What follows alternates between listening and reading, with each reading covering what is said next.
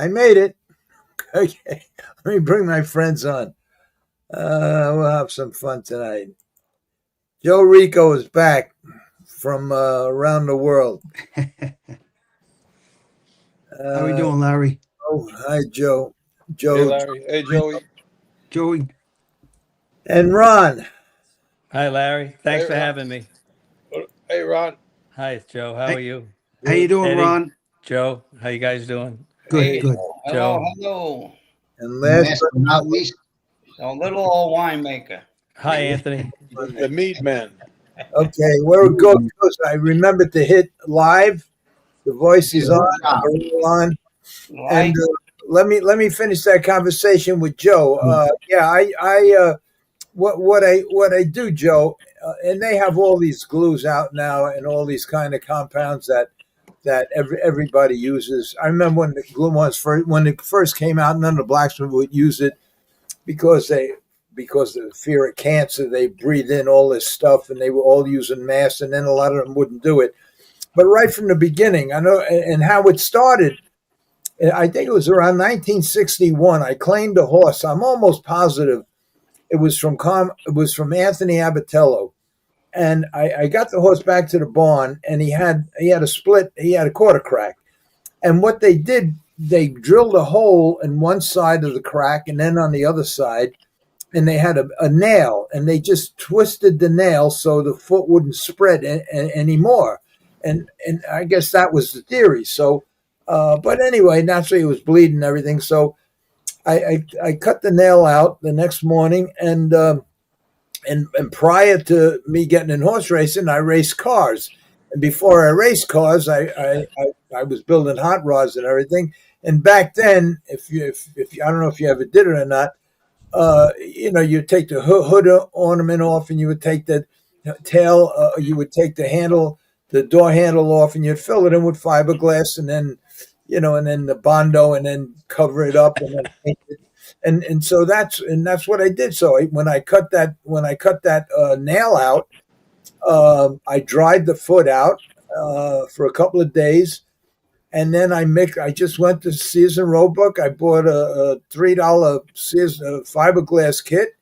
I cut the fiberglass into little pieces of fiber, and I mixed it in with the glue, the solution, and I poured that in the hole. But naturally, it was all dried out by then, and then I took a flat piece of fiberglass, about three, like a patch, like about 3 by 3, and glued that over everything, and then I wrapped it. And then the following day, I took it off and I filed it all down, sanded it down good, and you couldn't even tell, and it was perfect. And I've been doing that ever since, every horse. And then when it came to the glue-ons, long before the glue-ons, whenever I had a problem with the foot, today they go right to the glue-ons, and 99% of the thoroughbreds should have glue-ons, but because their walls are so thin, and these poor, it's bad enough that the thoroughbred blacksmiths are terrible, but aside from that, they have very short nails, very skinny nails. They run out of places to put them. And so what I did when I was in the thoroughbred business, almost every one, I rebuilt the wall just with fiberglass. And the next day, it's hard as a rock, and you could put you just have a fiberglass wall, and it just stays forever. So that's the easiest way I do it. I used to do it.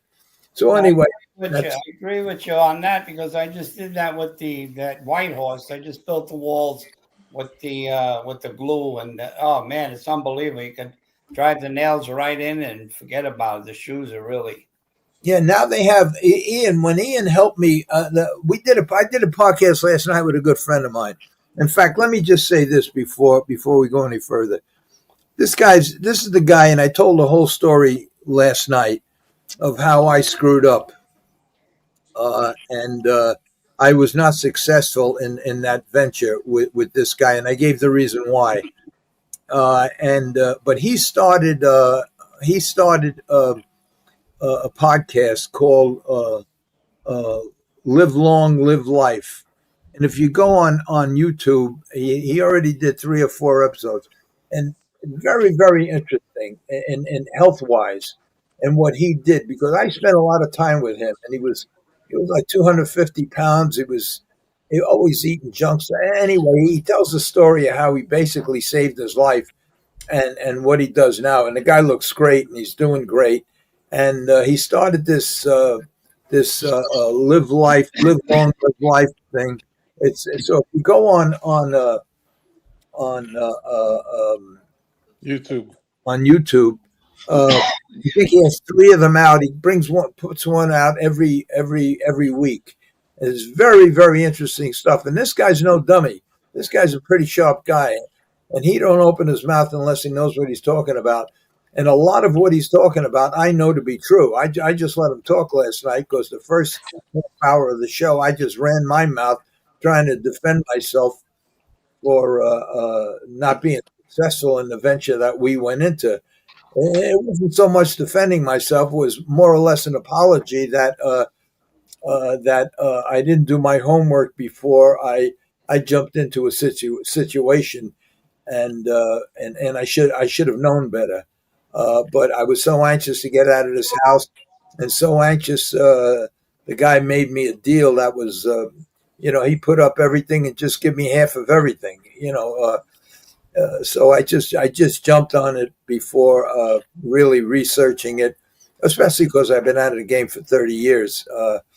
But I recognized my mistake right away, but it was one of the mistakes that you make when you jump out of a 50-story building. Halfway down, you say, "Oh fuck, what did I do?" It's too late. I don't think it was that bad. Yeah, maybe jumping out of the back of a Woodbury truck. Yeah, right. Yeah. All out the back of the truck. Well, maybe. you would have got screwed one way or another. That's for sure. Yeah.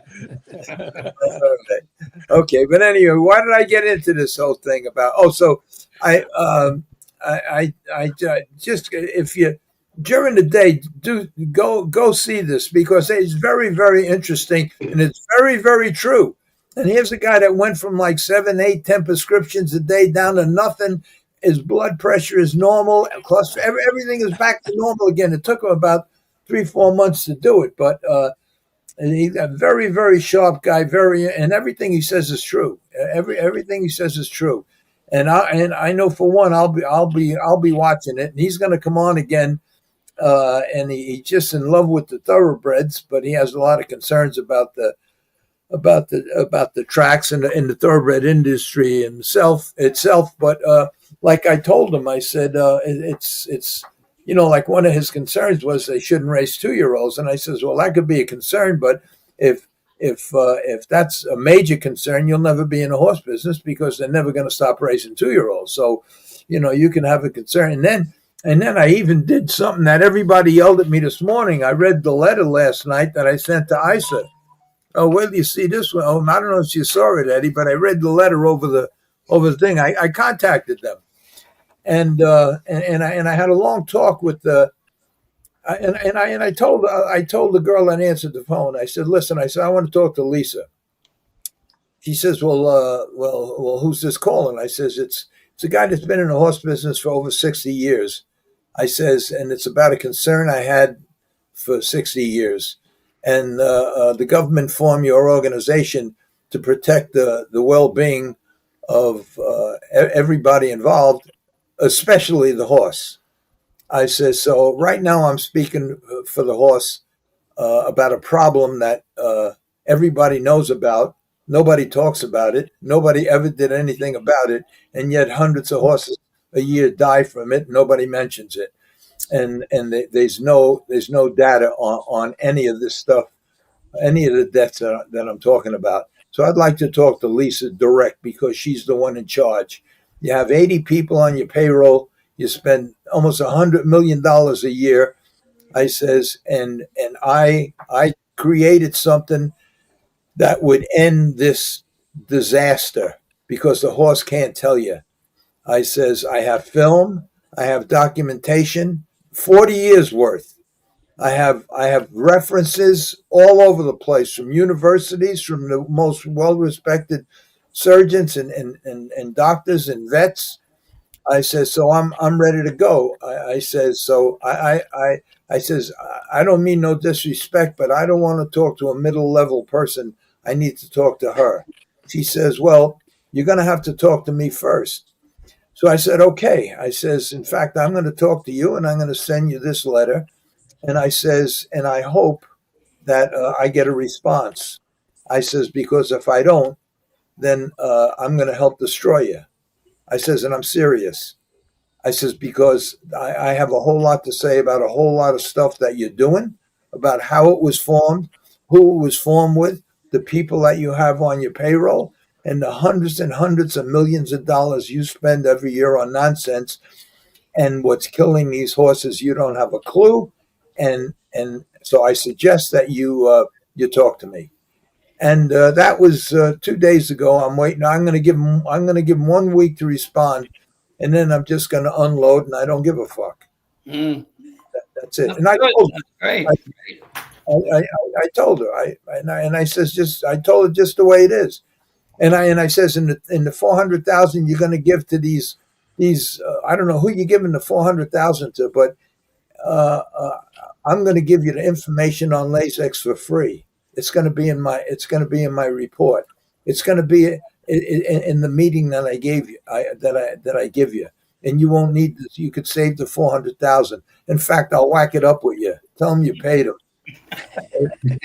Anyway, Larry, you better be careful. Don't threaten them. The FBI came to your house once. that's You all right. threatened them in Broom Street, the racing commission. I don't. You know, I'm at the point where I don't care. So you know why I don't care? Look, I didn't care. I shouldn't say I didn't care, because if I didn't care, I wouldn't have paid and I'd be dead. So I do care. But when you're right, and you see all this bullshit that's going on in especially in the thoroughbred industry, and you see these fucking guys making millions and millions of dollars training hundreds of horses at $150, $200 a day, and it's on and on and on and on. And it's basically remove and replace. And in fact, the guy I had on last night, the best horse he ever had, he claimed from one of the top trainers in the country, just like Eddie did. And the two best horses Eddie has, he claimed from the two best trainers that have 200-300 horses. They're $300,000-$400,000 yearlings, and they claim them for, it reminded me of like Billy Houghton. Billy Houghton used to go to the Pompano with maybe 30, 40, 50, 60 horses and a bunch of yearlings. And the ones that he didn't like, the trotters that he didn't like, it was every year. They were 4 or 5 of them that he put up for sale for $5,000. That was the number, $5,000.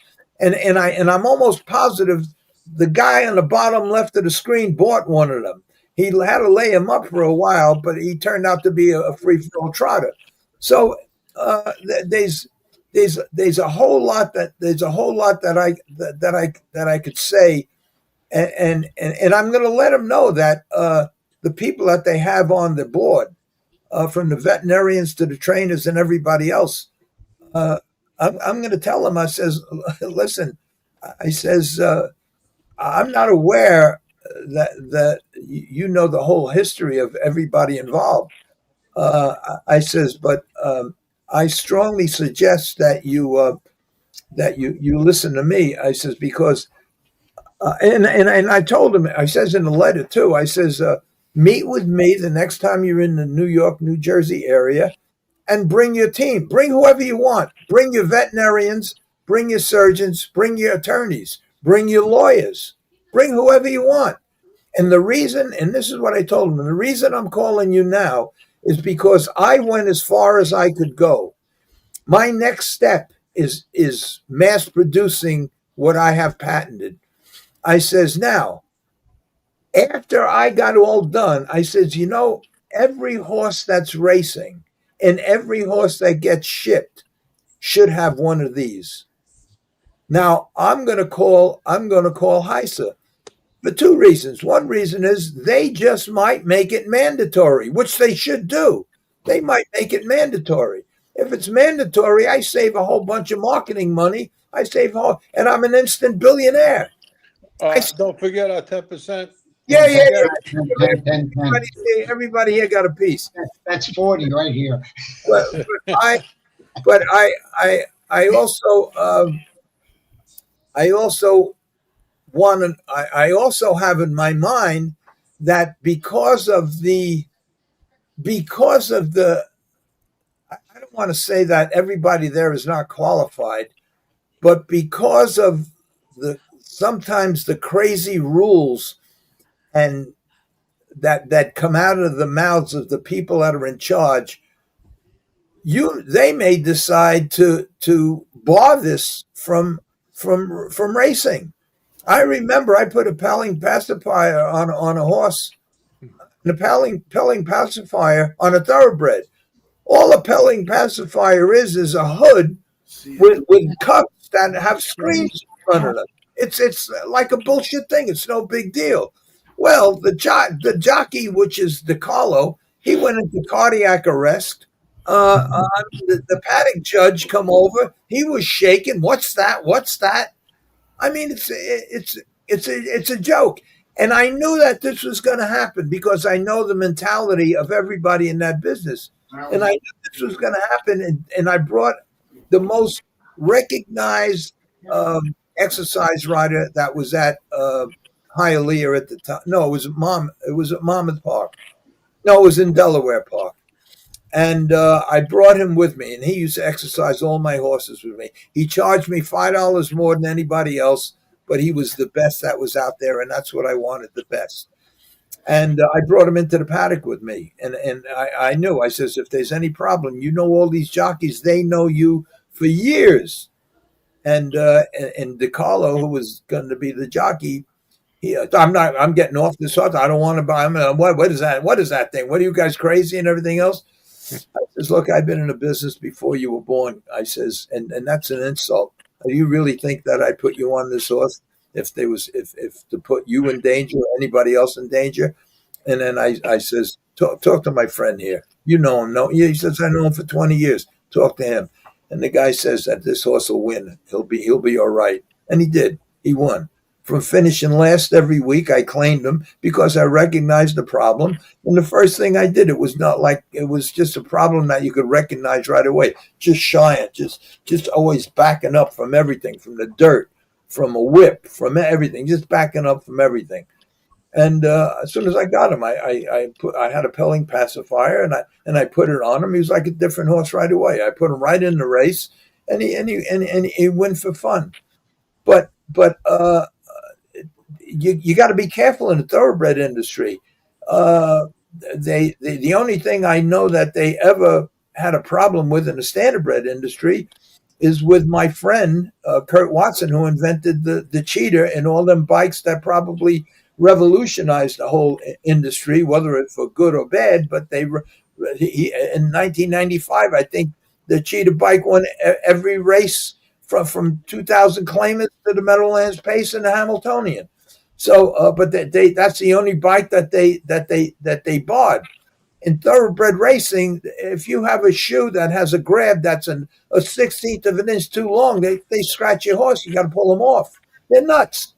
So I called up, and that's what I told this girl. I said, so my phone call to you is I want to introduce what I invented to you that's going to save all these horses, and I want to know if you'll make it mandatory that every horse race, just like every horse has to race with a saddle and a bridle, make every horse have to race with this thing. It's not going to interfere with nothing. It's not going to interfere with any photo finish. It's not going to interfere with the weight of the horse. It's not going to interfere with the jockey with anything. But it's going to stop hundreds and maybe thousands of horses a year from dying. So it says, and you'll see that at the meeting. And if they don't agree to make it mandatory, because they have the power to do that for the safety of the horse and everybody else, I want to know if they will allow it. Then I just go on a marketing binge, and I get together with all the trainers and tell them, and especially all these trainers with all these big stables. they would, in my opinion, if you don't jump on it, you got to be crazy. Well, how could you spend millions of dollars in horses and not go? That's what drives me crazy too. They spend $1 million on a yearling, then they send it to somebody to break him. Then they get the horse back, and they put the horse on. Well, I shouldn't say that because I think the top trainers do use GastroGuard, but most of them want GastroGuard costs $40 a day. The vets now have this other stuff they say is just better than GastroGuard. It's $30 for a whole gallon that lasts you a whole month, but it's bullshit. It don't work, and I know because I was the one that when the GastroGuard first came out, I was the one that they came to when they wanted to test all horses. They had this new scope that went right into the stomach with a camera at the end, and I was the one that did the 30-day trial with them. And when my friend Dr. Zarelli, who was the vet there at Delaware Park, he come to me and he says, "Look, we have the same identical ingredient in this, and you're spending $40 a day." Well, first of all, they gave me 6 months supply because we tested 10 horses, and then we separated them 5 and 5. And the ones with the GastroGuard, the ulcers were completely gone. The ones with the make-believe GastroGuard or the nothing still had the same ulcers that from the pictures we took 30 days sooner. So I called up the GastroGuard company, and I was friendly with them, and they gave me a lot for free. In fact, the whole time I was down there, and I said, and I told them that because I told them Zizarelli I was going to say this. I says, what's the difference? And they said it's the way it's made, it's the way it's cooked, that's the difference. And there's a lot of products out there. It's the way you cook it. Or that the cooking is the wrong word, but it's the way you put it together that makes a difference. Now I have magic potion. Yeah, and bootleg, and all this stuff is all bootleg stuff. It's all made up garbage. It is. All right. Now I have no idea why I went into that, but I got to give you Cut guys. it off with the shoes. So then, and that was the horse. That was the horse that I think that was the horse that I got bought from Yonkers for because I just kept winning with him. I claimed him for, I think they had 2,500 claimers at the time. I went for 25. I went for 3. I went for 4. I went for 5. I went for 7. And he was just a good horse that had bad feet, and that was that. And that's but Ian McKinley does a great job. Yep. And I'm really surprised at you, Eddie, because you know, and you recognized it right away. As soon as that horse come off the track, you didn't call the vet and say, "Oh my God, let's X-ray his foot." You knew he got quick, pulled the shoe. I fucked up, and now we'll fix it. Well, he didn't fuck up. No, not Eddie, the blacksmith. Eddie knew right away. Eddie knew right away. And that's what they do. You know what they do in the thoroughbreds? I couldn't believe it. I said to the thoroughbred trainer, the blacksmith comes because in the thoroughbred industry, what happens is the blacksmiths come in the afternoon when the trainers are gone. And then the grooms get mad because they got to stay and hold the horse and everything. But the blacksmiths come in the afternoon. And you should see it. They come, they throw a stake in the ground, an anvil on a steel pole. They pull a shoe. They look number 5. They take a 5 out. Maybe they shape it with two or 3 shots in a hammer, and then they just put it right on. They just maybe no angles, no nothing. Nothing means nothing. They just tack them right on, and if the horse stands okay, they're gone in 20 minutes. 20 minutes, they're gone. Half the size of standardbred nails, half as long as standardbred nails. The shoes have 6 holes on each side because they're forever running out of spaces because the walls are so thin on the thoroughbreds, and they're forever quicking them. They're forever going too far back in the live part of the foot, and then when they put them all in the front of the foot, the naturally. The whole back, the shoe springs off. It's you know what it is? It's a fucking joke. That's what it is. But anyway, somebody else talk about something else. Larry, all you guys. I heard my son was telling me that Jeff Guarino didn't apply to have the Hamiltonian after next year. Is that an omen? Is that saying something? You know, the Hamiltonian's been at the Meadowlands for the last 40-something years. I don't know. I read something about it, but a little different than that. Unless I comprehended it wrong. I thought it was the International Trot. No, it was the Hamiltonian, but the Hamiltonian Society is thinking about putting out a bid for the Hamiltonian. So, in other words, tracks, you got to hit the qualifications like a mile track. They're going to put bids out for it, where the reason for it is because there's no guarantee the Meadowlands going to go in 27. Right. I heard and Jeff Corral is saying that, chances are of going in 27 is going to be very tough unless we get casino. He believes he's going to get a casino. So I think he'll get it once Aqueduct closes. Well, it's I'm just reading between the lines. I mean, Campbell's trying to do the best thing he can do for the Hamiltonian Society, just in case he's hedging his bet. Because if you sign a contract with them and then 27 they close up, how could you sign a contract with them? Right. Now Jeff Corral is saying that he's confident that he'll get the casino. I don't know how he can say that because he hasn't gotten it yet and he's been fighting, unless there's somebody else that's willing to take a bag or something. Okay. I don't know. Wasn't there a dispute about the International Trot that they don't want to have it on the half-mile track? I didn't hear anything about that. But that's a race I can't even figure out. I watched it Saturday.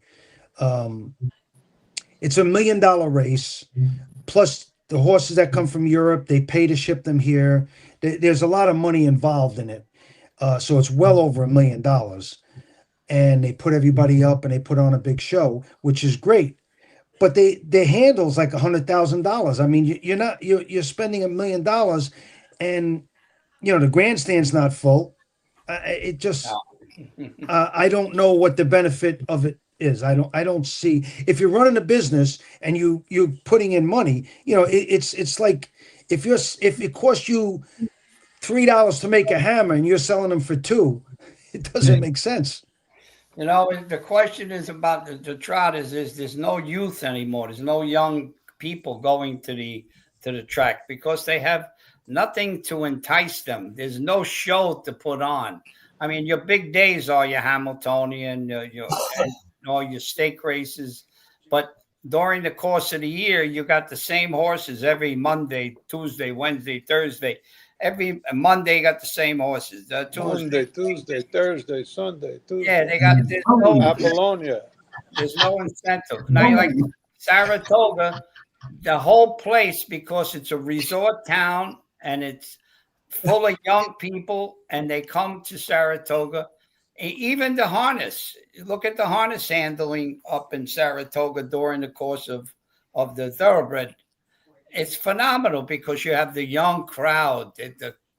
They were betting $1.5 million to $2 million a race at Saratoga. I mean, these are all young kids. They like the sport. They like the action. Yonkers, you got Dripamosh. You got nothing. Yeah. This generation is too busy protesting. When I go to different places, and for instance, there's a couple of wineries out east that I go to sometimes. Yeah. And I was sitting at this one winery, and I'm watching all these people come in, and you could tell they were all city people. They were all in their 30s, 30s, maybe 40s. They all have that new pit bull, or not pit bull. What is it called? A bulldog? The French bulldog. French bulldog. That's it. They cost like $6,000 or something. Yeah. They all have them. They bring them in. So I grabbed the owner and I said, I got to ask you a question. How are you getting these people here? He said, social media. If it wasn't for social media, I would be dead. He says, I advertise on, TikTok, on Instagram, Facebook, and that's how he gets them there. And then once that happens, that's when you start getting more and more people want to go because everybody wants to go to the place that's popular. Yeah. And I mean, for $1 million, I think you can get better publicity. You know what? You can get whoever the big superstar is, Taylor Swift. I don't know, pay her to come there and just sit there and have dinner at the restaurant. And people, and have the paparazzi come and take pictures. That's going to bring people there. If you got to, I would rather pay her $1 million and tell her to bring a boyfriend than, getting the European horses because nobody's coming. They handled $100,000 or something. They handled that's what they only handle at the international trot. $100,000 on that. You're getting nothing on your return. Nothing. No. Let me butt in. There's two things I want to say. The first thing is that everything that we're all talking about, trying to save harness racing, and Freddie's talking about, and everybody else is talking about, I don't believe, and this is just my opinion, I don't believe that it's up to anybody that's talking about it, anybody that's trying to figure out how to do it. I believe it's up to the people that we can never get to see. I believe it's up to the people, the politicians, the race, and people that we have no idea who they even are. The second thing I want to say is that I just turned on the the comments, and the first one up there is Leon Batts. Now, Leon Batts, he says, let's see. That's Leon Batts. He says, "Hey, my brother, I'm tuning in." Leon Batts, just so you know, is the last surviving member of the Nicky Barnes gang. Oh, you had him on your podcast. Yeah, he was on my podcast. He's a nice guy. In fact, I called him the other day when I was with the people from a major studio because they were interested. They said to me, "Do you have any in your life? Did you ever deal with any black people?" And I says, "I dealt with black people my whole life." I says, "But you'd probably be very interested in the years and the time I spent with the Nicky Barnes crew." They said yes. And I says, "I have the only living member of that whole posse. He was on my show and he's a good friend of mine." And that's who it is, Leon Batts. And I told Leon, I says that if this particular network does my show, my movie, especially if it's a TV series, he's going to have a big part in it because he was hired by that kid that slapped the other kid in that Academy Award thing. Yeah. Will Smith. Yeah. Will Smith's production company is put up $100 million to do the Nicky Barnes story, and they hired this fella here, my friend Leon Batts, to be the advisor. He's the only living member of that whole crew. And when he slapped that kid, Chris Rock, they I think they bought him for 10 years or something. Anyway, he's on hold. But if my picture thing comes through, he's going to have a big part in it. We're going to extend that story a lot because today, to make a movie, you have to have every nationality in the world. So I'm going to have to fly people in from the Congo, from Japan, from all over the place. From North Point. I hope you can get some Italian somewhere. Yeah. Anyway, Leon, thanks for coming in, and I'll talk to you soon. Okay, guys, go ahead. Well, Ronnie, the thing I is, wanted to ask Eddie a quick question. Go ahead. In the harness horse business, they have all kinds of claimers. In fact, I had a horse, a very little horse I bought in Florida. He had a decent 3-year-old career, and then I sent him to Florida, and he won the all 3 legs in the final of the Pompano Beach Pace in 54-2. Here's a picture of him right here with Wally Hennessy driving him. It's like a pony. Didn't wear anything, no head pole anyway. I brought him to the Meadowlands.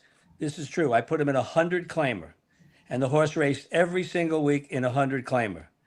In the thoroughbreds, do they have 100 claimer? Yes. Okay, I looked that up, and they said the average purse is $80,000 to $90,000. The average purse yeah, the one not the average. No, they start. The purses are the lowest is 30, No, I mean for 31. 100 claimer. Oh, for 100 claimer. Yeah. Yeah, it's I think it's yeah, about 80 and 90,000. Yeah. Okay, so let me just ask you. So let's say you got a guy that had $100,000. Yeah. You would, I'm sure you could pick out 100 claimer, couldn't you? Yeah. Okay, so that horse races once, and that horse makes $45,000. He races once and wins. That Yeah. horse and gets claimed. You made $45,000. 45 plus the claim. Yeah. Yeah. So yeah, plus the claim. So I'm saying anybody that had money Yeah. and is interested in the game, why wouldn't they just buy $100,000 claimer and get right into the game? Have a horse that could race and have a lot of fun with the horse right away, and give it to a guy like you that knows what he's doing. Because you know the theory of claimers. Everybody knows that they have problems, which they all have problems, and everybody knows that. It's on this cast that as soon as they go into a claimer, that's damaged goods in their eyes. And then they I don't look at it that way. Like I say, if you part the Red Sea, I'll call you Moses. But, a horse is a horse. If you could find the key on a horse, and if you know what you're doing with the anatomy of the horse and the soundness and everything else about a horse, I learned from the trotters, which 90% of those trainers don't even know what a trotter is or a pacer. But if I had the money, I would definitely look for class horses like I do, which I'm looking to claim one for 50,000 within the next week or two. But I'm going to look for a horse that Chad Brown, Todd Pletcher, Shug McGahee spent $500,000-$600,000, and being that they're not stake horse material, they put them in the back of the bus and they'll throw them in the claimer. So if I understand what you're saying about, a claimer's a claimer, he has problems. Yeah. How much problems could 100 claimer have? He's got to be kind of a class horse to begin with, doesn't he? Well, it you depends. take, right? Yeah, for 100,000, he's going faster than a 30 claimer, and they put him for 100. He must be worth at least 80 or 75. It's funny. It's funny like you said that. I'm putting this 2-year-old filly into 75,000. Okay, claimer. I don't think nobody's going to claim her, but people just put it in. Right. I But know don't they you think have the guy 2-year-old that owns the claimers. 100 claimer thinks the same thing? Who's going to come up with $100,000? Yeah. Right. Yeah. But a yeah. person that has that money, that's what I'm just saying. That if you have Yeah, that kind well, of money if and you you wanna go love that horse route- racing, instead of getting $20,000 horses, get one No. real good one. Well, you can go to a Kentucky sale that they're selling horses, that race horses for $300,000-$400,000 that made a lot of money. You can go that route. That's a better route than going into a claiming for 100. I would go that way if I had the money.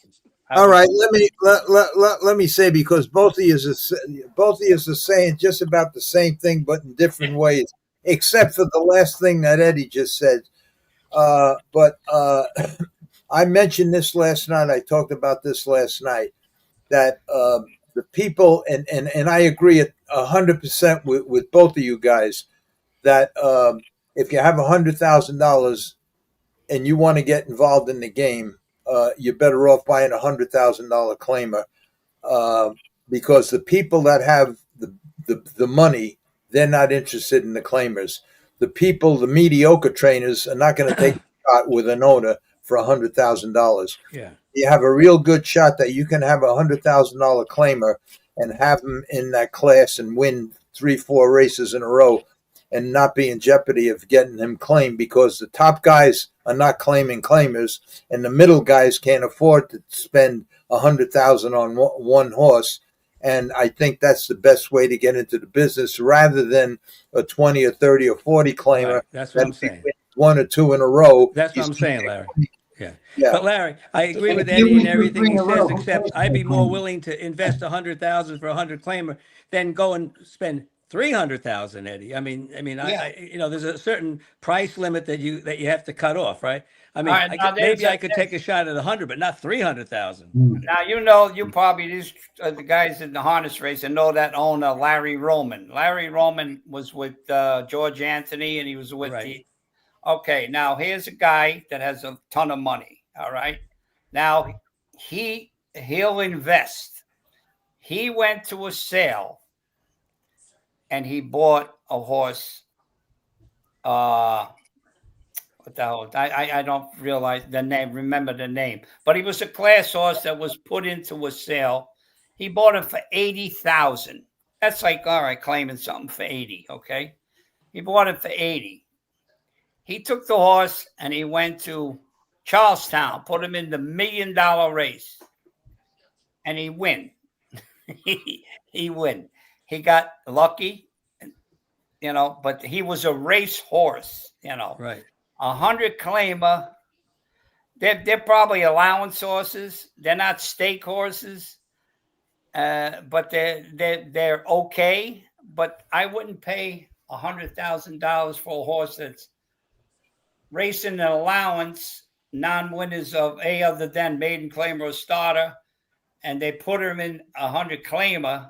He ain't worth really 100. No way. He can't beat the allowance. And if he did, Eddie, I'm not saying throw a dart at the program. I'm saying No, go to a guy like no. you.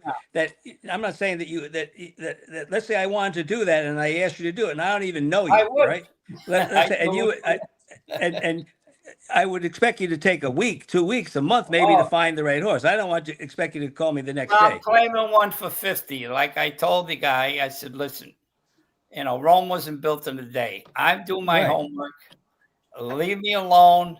Don't say, did you find anything? Are you looking? Right. Just give me time. I said, I'll claim the right horse. Right. But what I'm just saying is, let's say you got lucky and you won 2 in a row with him. Now you've won $90,000. You paid $100,000. The horse gets claimed. You made $90,000. That's a lot of money. Yeah. Even if it takes 2 or 3 months to do that, right? And Right. the most important thing is that you have the excitement of doing that. And then let's say a person does that. Then he brings his friend in, and his friends get bit by the bug. And then another friend. Maybe that's the way to bring people to the races. Yeah. Right. But I wouldn't claim a $20,000 or $30,000 claim. No, I wouldn't either. I wouldn't even think about it. I wouldn't even want a 50 claimer. I want to start off right away with a decent horse and have a guy like you pick the horse out and be comfortable with it. I wouldn't give Todd Pletcher or Chad Brown one horse to claim.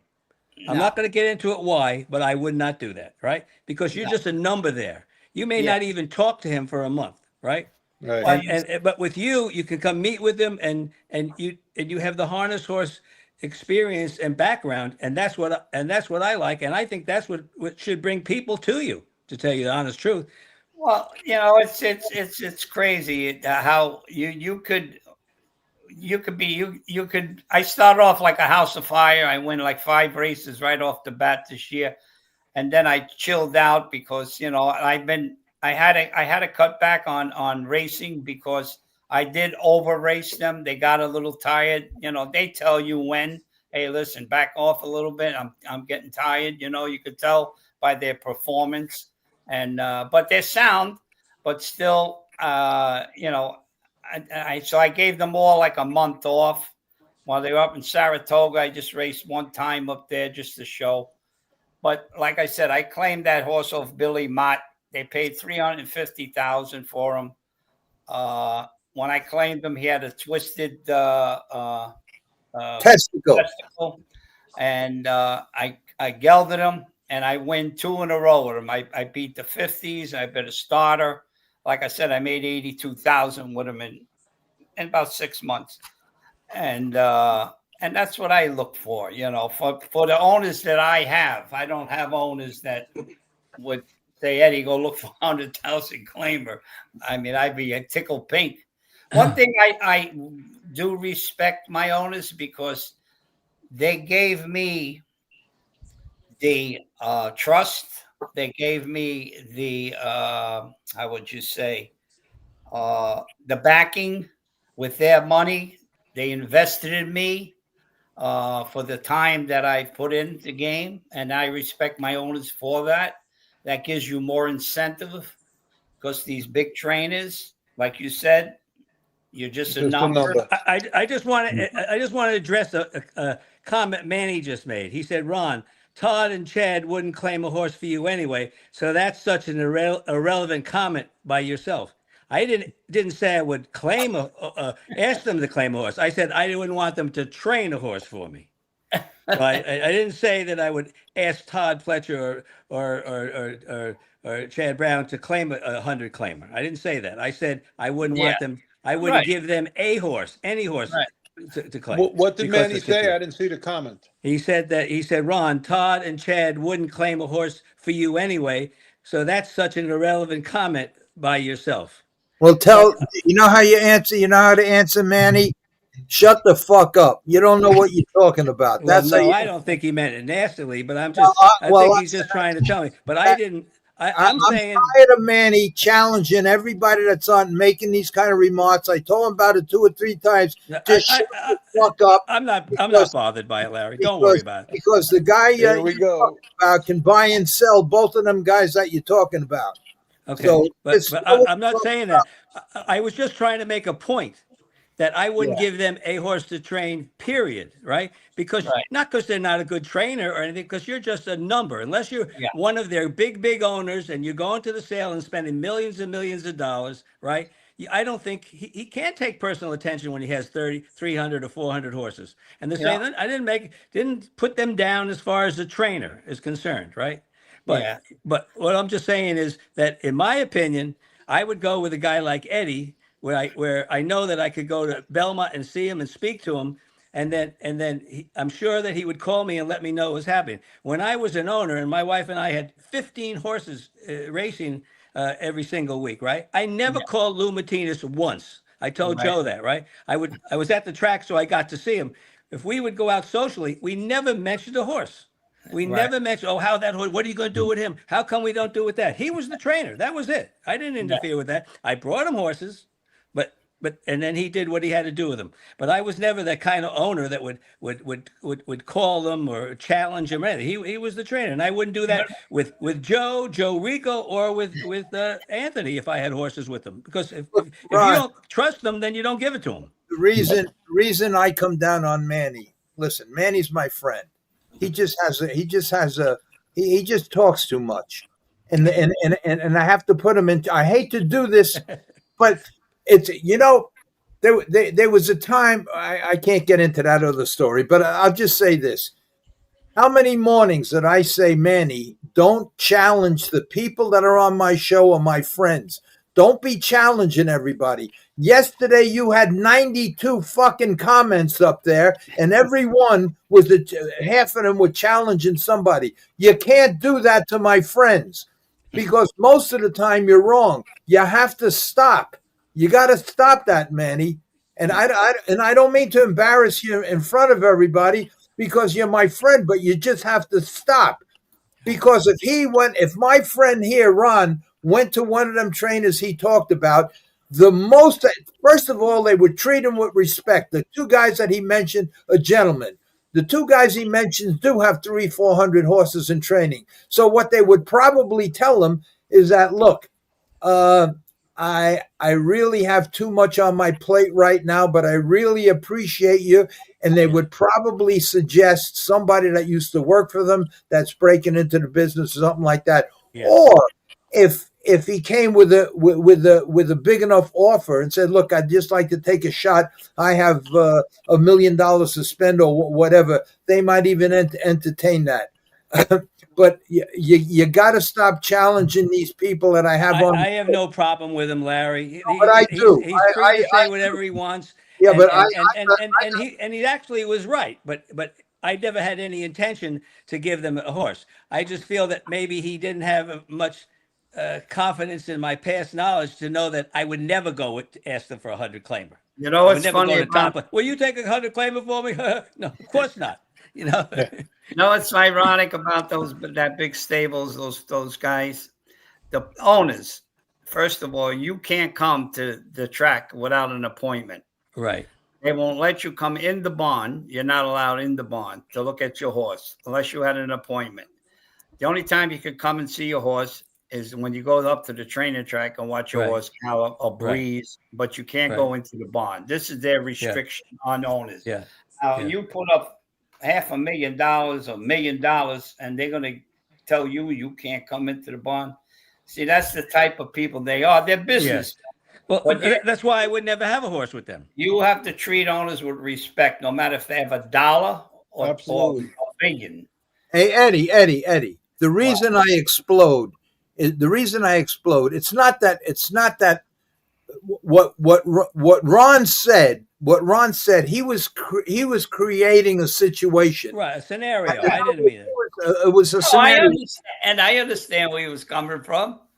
Right. So why when he's creating a situation, why does Manny have to come back and make these remarks like Manny knows?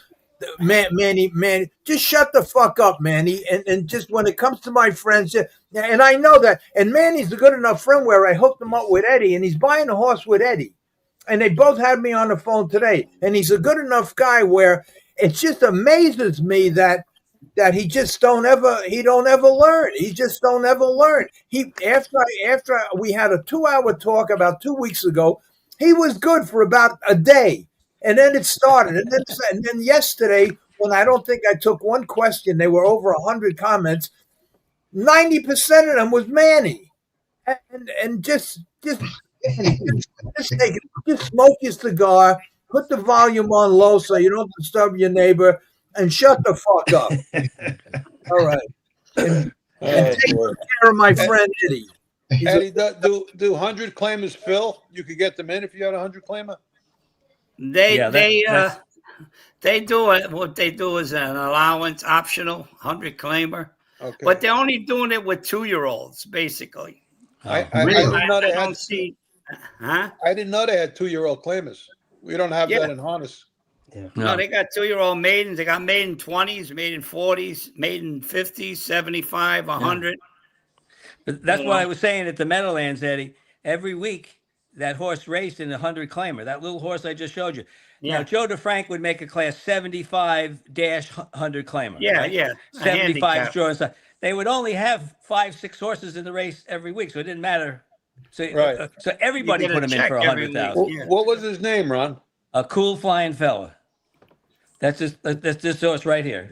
He was my Longfellow, Florida bred. I bought him in Florida. Right. He had a decent 3-year-old career, right? And then sent him to Florida. He won this Pompano Beach Pace, and then brought him back to the Meadowlands, right? And he raced there. He raced like 2 races, and then there was no class for him anymore, and we just put him in a 100 claim, and nobody claimed him. You know, he just raced till. All right, I got 2 things I got to say. First is the first one. That's all, Larry. Well, because I'm fucking with Manny. It's like we're on Hollywood Squares over here. I just want Manny to know. I just want Manny to know that I would defend him the same way I'm defending Ron. If anybody came on, if Manny was on the show, and he was on a couple of times, and he's welcome to come on anytime he wants. If Manny was on the show and somebody started talking, I would defend Manny. And I would tell the guy that said something derogatory, don't let your fucking keyboard balls get your real teeth knocked out. And that's how I would defend you, Manny.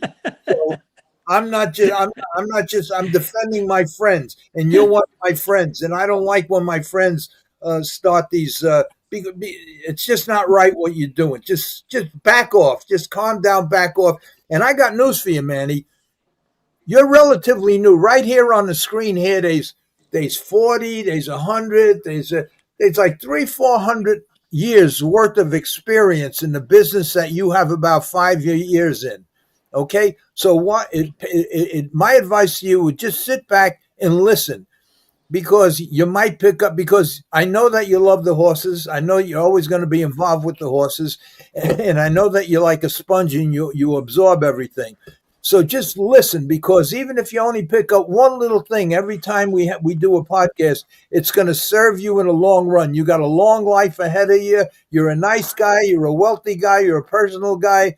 You just talk too fucking much. That's all. Just listen a little.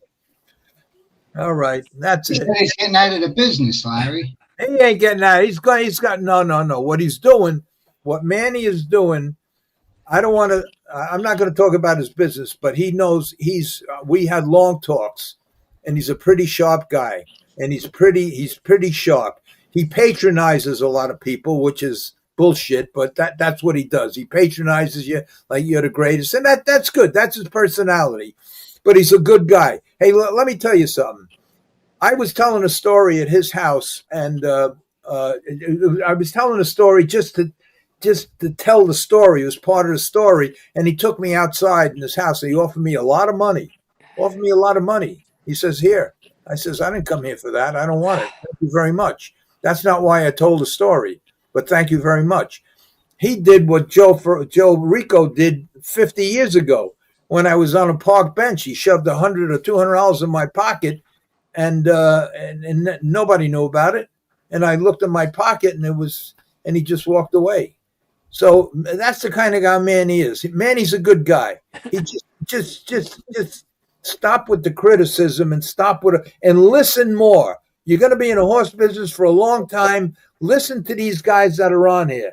Larry, I'd like to ask Manny one question. Go ahead. I would like to ask Manny, how do you end up with $1 million in the horse business? Well, unfortunately, he's not on here. He's going to have to answer. I can answer that. You start He's with on 3. here. He's That's on, right. Larry. You start with 2 million. Yeah. That's right, Joe. You got it. Let me answer the question. This question is for you, Eddie. Eddie, this guy Richard. Because I said yesterday, if all the people in the comments have a question, put question in front so I can see that it's a question. Because the whole right hand thing is the social club. They all talk to one another. There's a lot of questions here. Except for Man, I know, but 90% of them are Manny. Manny talks to everybody. Okay, so anyway, this question is for you, Eddie. It says, Eddie, as of September, the fourth jockeys are now being required to pay a $5.76 per fee per mount in Oklahoma, thanks to HISA. That's a new one for me. I never heard that. This is the first I heard of myself. $5. So now $5.60-something. $5.60. So say they got to pay $6 just for a mount fee. Wow. What do you mean the fourth jockeys? Well, if you Not finish the fifth first, to the second, or sixth to the third, first. fourth. Yeah. If you're a jockey that finished first to Oh, fourth. I see what's going on. From the fifth to wherever the horse is finished, they get $120 a mount, or whatever track you are. That it varies, I guess. And the jockeys who get first, second, third, fourth, they get the 10%, 5%, so on and so forth. So they have to pay a fee of $5 and something cents. That's probably what that is all about. Okay. Before we go on, remember Heather was on? That beautiful Heather? Yeah. She sent me a thank you card. She sent me a thank you. Very nice. And she thanked me. That was Vitali, right? Heather Vitali? Yeah. What a sweet girl. What a good girl. Yeah, we got to get her back on when we get Ronnie Pierce on. We're going to get Ronnie Pierce. We're going to get Heather. We're going to get Greg Peck. We're going to get Ron, and we're going to get Michael a chance. We're going to have a free for all. We got to get Heather because she's the one that can get. She's probably the only one that can get Ronnie going. She's a good girl. And thank you for the card, Heather, and nice.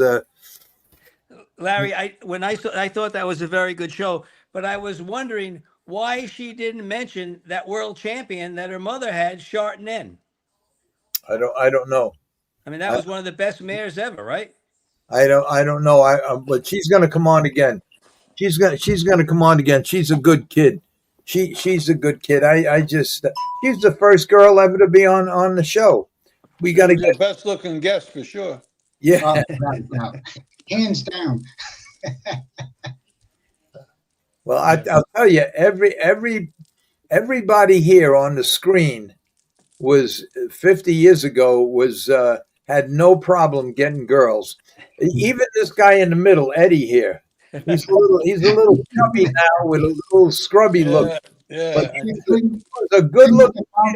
Eddie was the king of the Bon Vivant. Yeah, he was. Joe, hey, Joe Ricco, did you ever go into the Bon Vivant or? Yes. Oh, I used to go there. Don't forget, I got married very early to my first wife, but we used to go in there after the races, have a couple of drinks. Yeah. so you were in there in the topless days? Yeah. And I'll tell you, you remember Bob or Robert Flame, D.R. Fleming? Yeah, Fleming, yeah. Well, Yeah, his wife's Star. His wife's she was there, and she wouldn't be a dancer.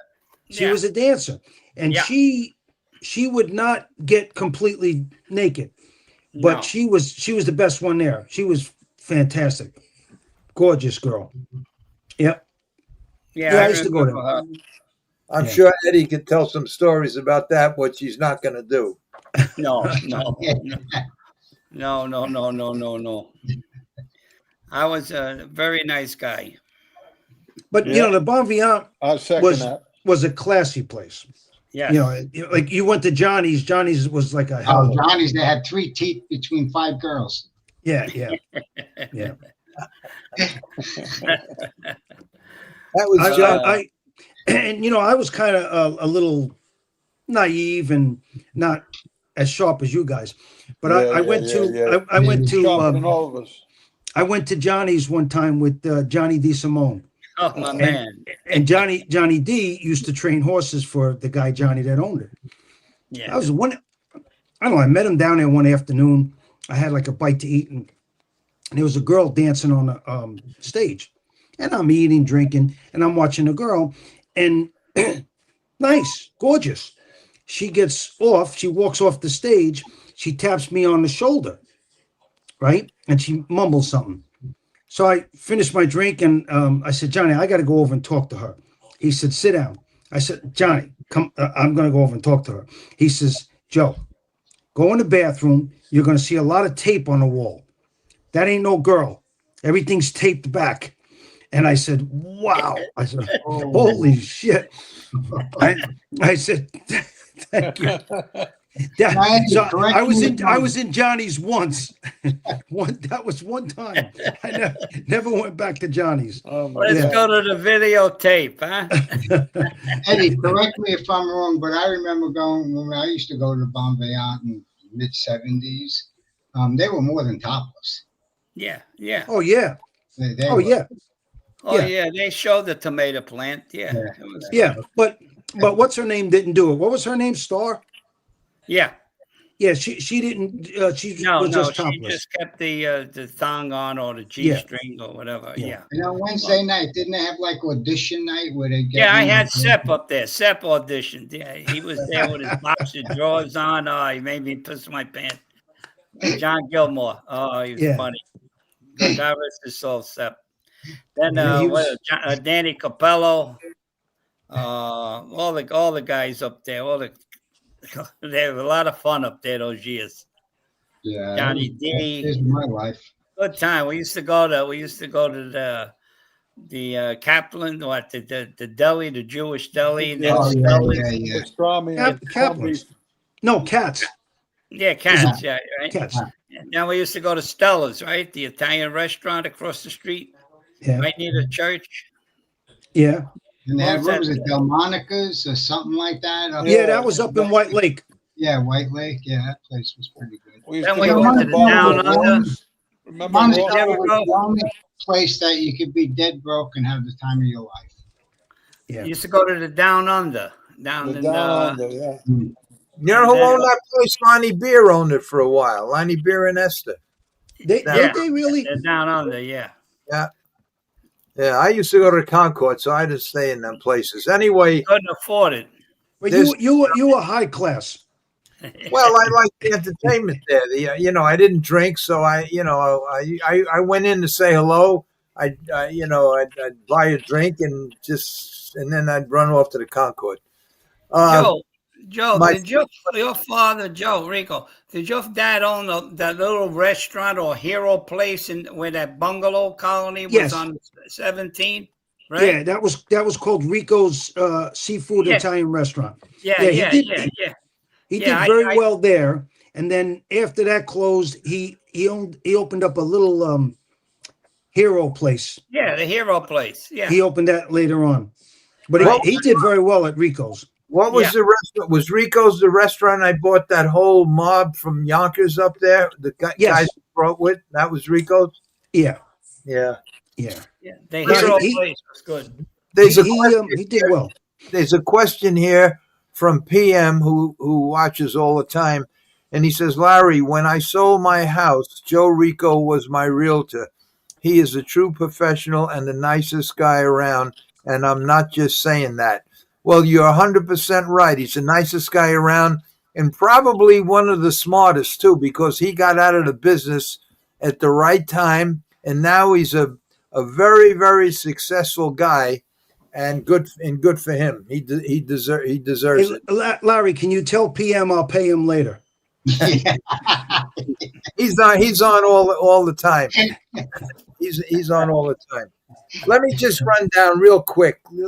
Let me say this because this is I avoided all these people. So let me just run down real quick, and then we'll get right back to give everybody a chance to cool off.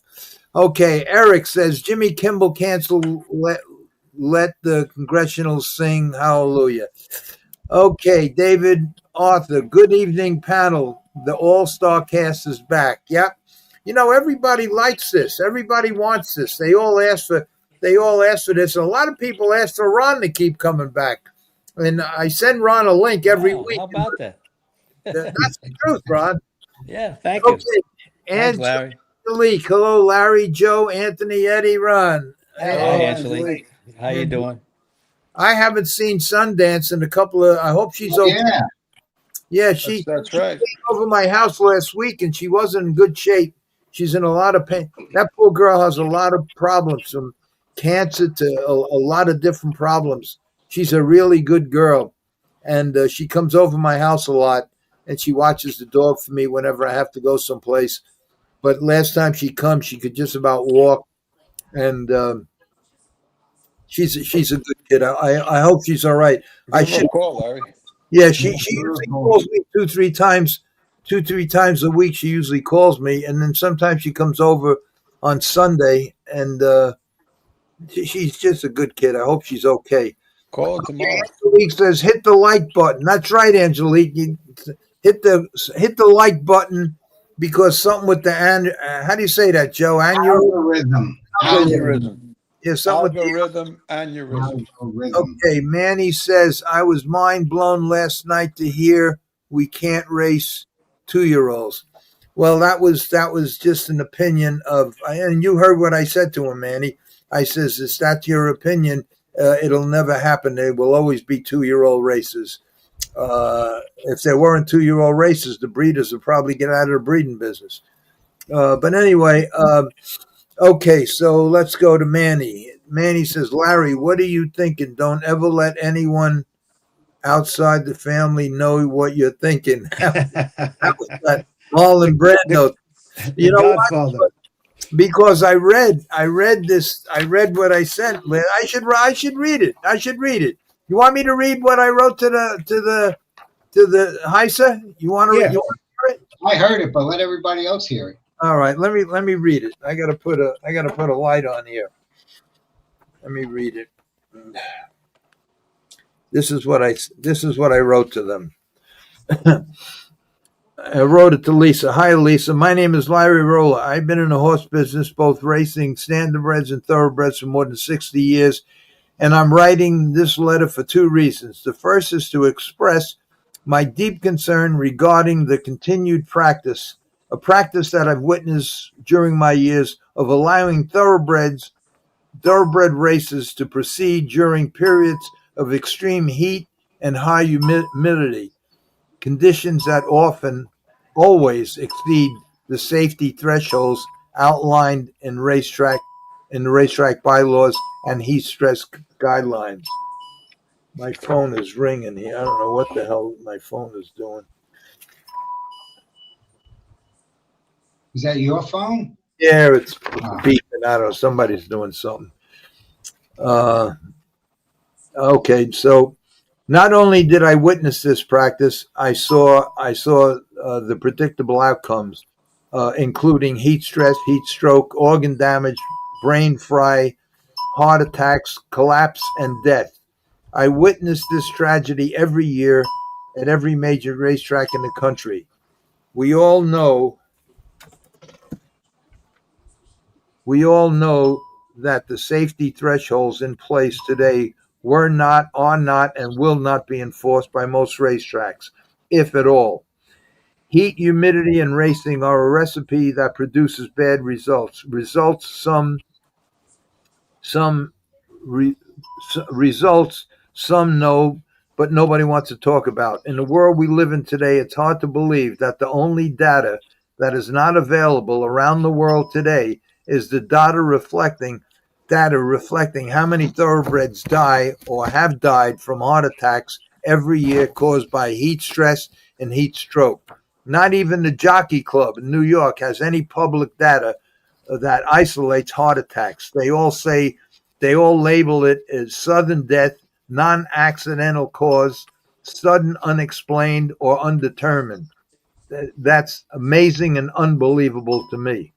The second reason I'm writing this letter is to set up a meeting with you and your team whenever you're in New Jersey or New York area for the purpose of showing my patented solution to this very serious problem and the scientific studies and sources and facts that back it up. I await your response. That's the letter I sent to them. And if they don't respond to me, I'm going to do a couple of podcasts every night exposing. I don't want to say too much now because they may respond to me. Wait a week. Yeah, They should respond to you. If they're business-like, they have to respond to you. well, they not only that, but they're a government agency now, and they have to respond. And then the main reason they were formed was to protect the horses. Okay, so I just stopped this Bing, and Robert Redford died. Okay. All right. So anyway, that's what I wrote. So anyway, that's why Manny wrote that. Now, I have to tell you this. I went to Manny first. And then when I went to Manny with this idea that I had, I brought Eddie with me. Eddie, that's right here. And I went through the whole thing. Since then, I've done a lot more research because I wasn't misinformed. I just thought that I could do more than I could do. But I found out I found out things that I really didn't know. Like who would know that the heart only pumps 15% of the blood to the brain, where the brain is basically the thermostat for the whole body. So these are little things I didn't know until I start talking to people at universities and veterinarians that did that kind of work. And I put it all together, and I have the solution now to stop heat stress and heat stroke. This is something that there's no data on it. There's some that are obvious. There's probably, I think it's 1% of all the races won that horses die clinically of a heart attack, but most of the time they just whether, and it could be that a lot of these horses that fall because they broke a bone or whatever. It could be because I have 2 or 3 films that I'm going to show Heisa that these horses they went down. Some started wobbling, and they went down, and then they got up, poured water on them, and after a couple of minutes they were able to walk off the track, and that's just plain heat stroke. So there's probably half the horses that die because of heat stroke. And not only that, but what a lot of people don't know is that the core body temperature at the beginning of a race, when the horse is in a paddock, is say 100. Let's just say 100 to make it easy. It could be 99 and a half, 100, but let's just say 100. Then by the time they go 1 mile, and even before, but we'll just say 1 mile. By the time they go 1 mile, that core temperature in the core reaches 105. If you stop it right at that point, the rectal temperature will be right around 102. The brain temperature at that point is 2 degrees Fahrenheit higher than the core temperature. That's probably 105, 106. That's the point where all the organs start to fail. That's the point when the brain starts to fry. That's the point when everything starts to shut down. And that's the point when you see, like I witnessed for years, horses start to wobble, horses start losing their action, and horses just drop from heat exhaustion. And I have films, and I've seen it. I've seen it every year. I could prevent all of that. So I sure hope they get, and I have a whole lot more to say. And just for the record, and I didn't mention this in the thing, once Lasix is administered, that core temperature goes up 1 full degree, which is deadly, because horses only get rid of their body temperature by sweating. Right. And when you eliminate the body fluid, it's very, very detrimental to the horse. And I can go on about that, the reasons why, and everything else. Plus the fact that, especially in the summer months, a horse loses 4 gallons of water just in sweat. So, and if you don't have nothing to sweat, heat stress starts.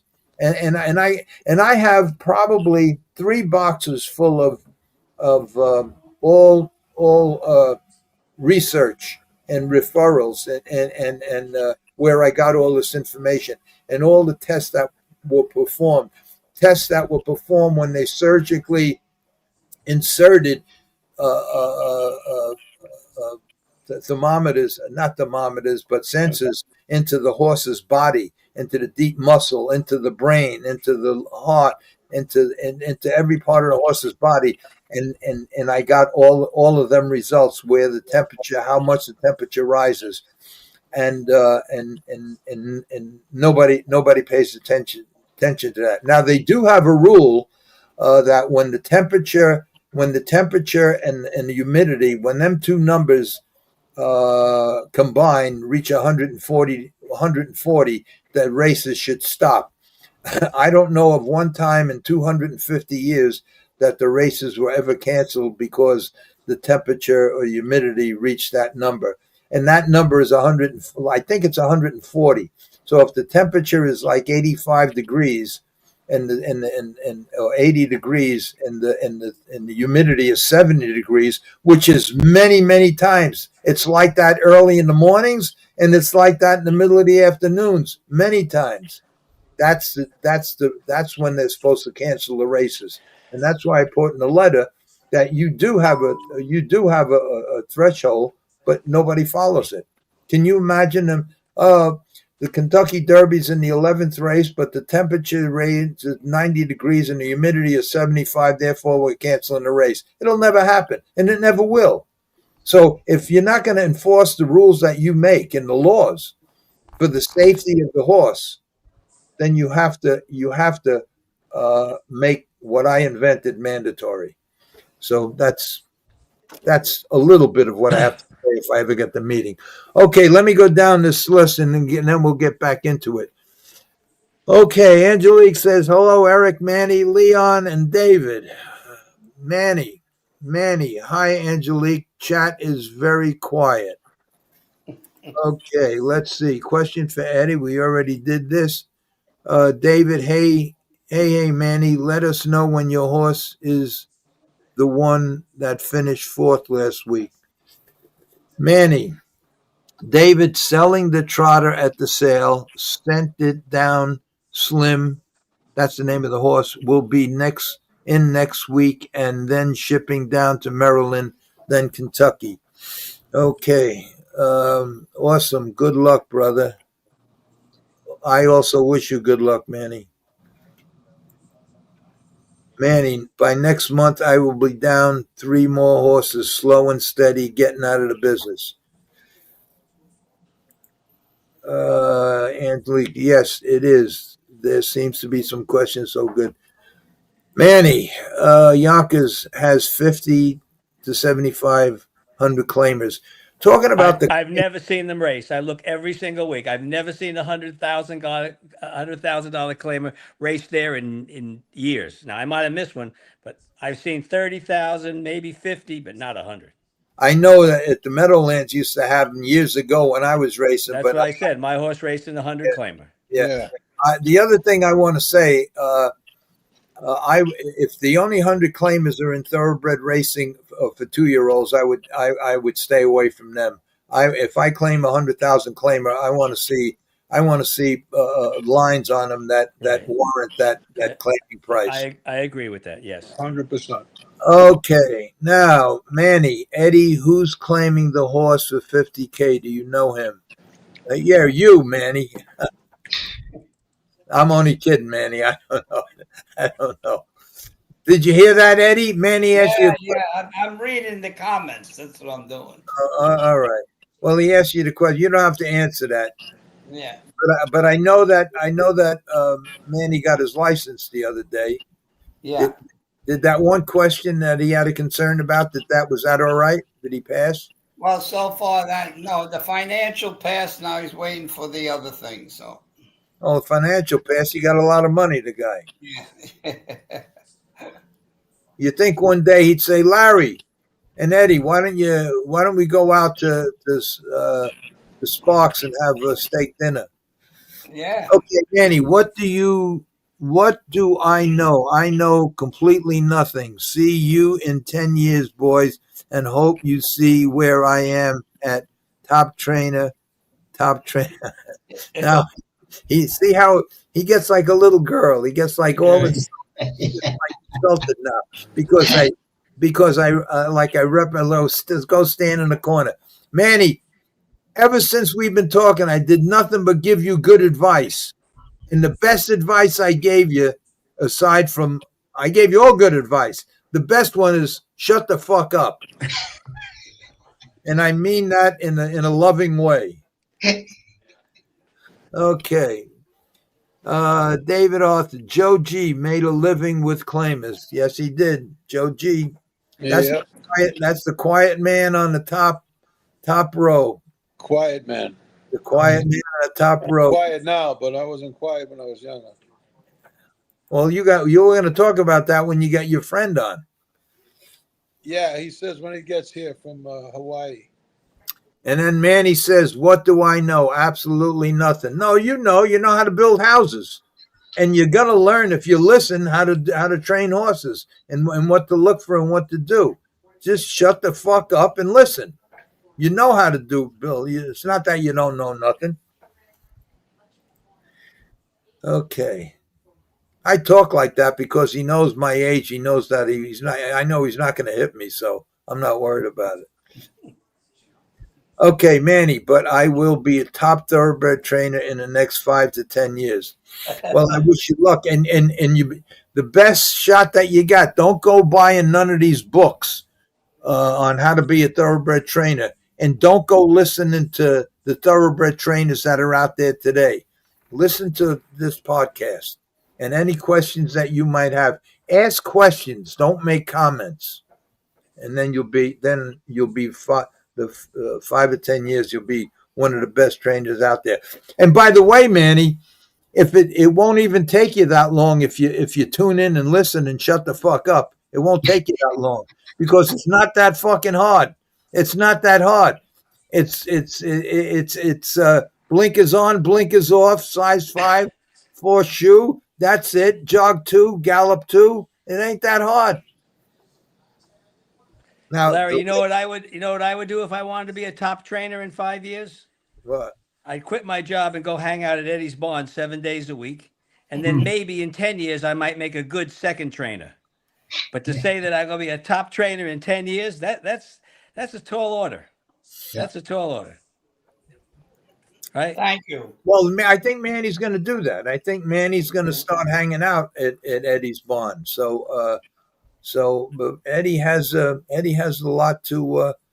And look, you know, Manny, when I spent a lot of time with Manny. When you're one on one with Manny, he's okay.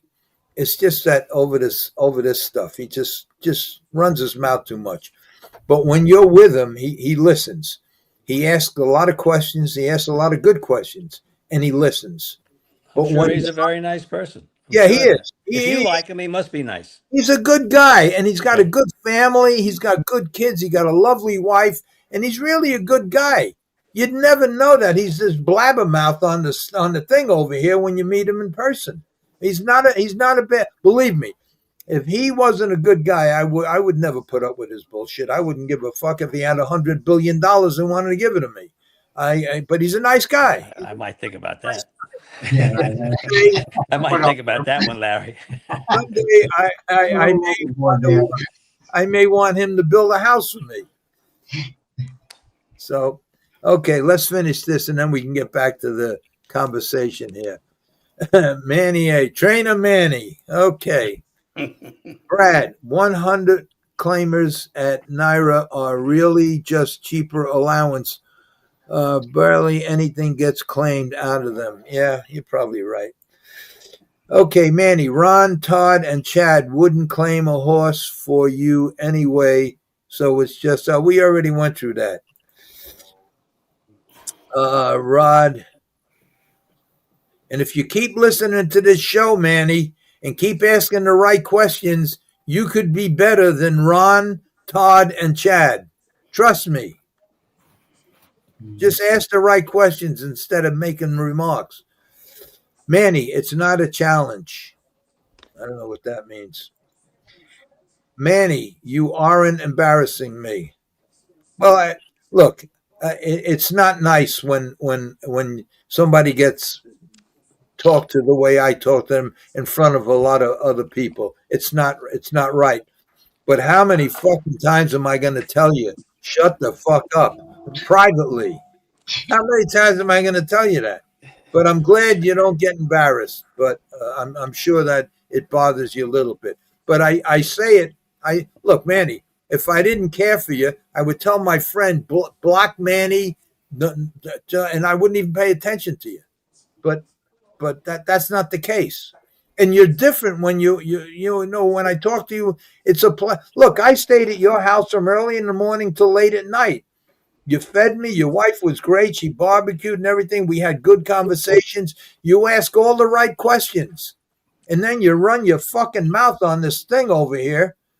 Anyway, okay. Let's see. Manny again. Last night you had a guy on the show saying there should be 2-year-old race. They shouldn't be 2-year-old racings. Tell that to someone who just paid $400,000 for a yearling at Lexington. That's not a challenge. It's common sense. He knows that. And he happens to be one of them guys. But what he's saying is after years in the business and seeing what he went through with his 2-year-olds, and he has 2-year-olds right now, and yearlings right now, 2-year-olds. What he's saying is that he would like it better. He thinks it would be better for the game if they didn't race 2-year-olds. I kind of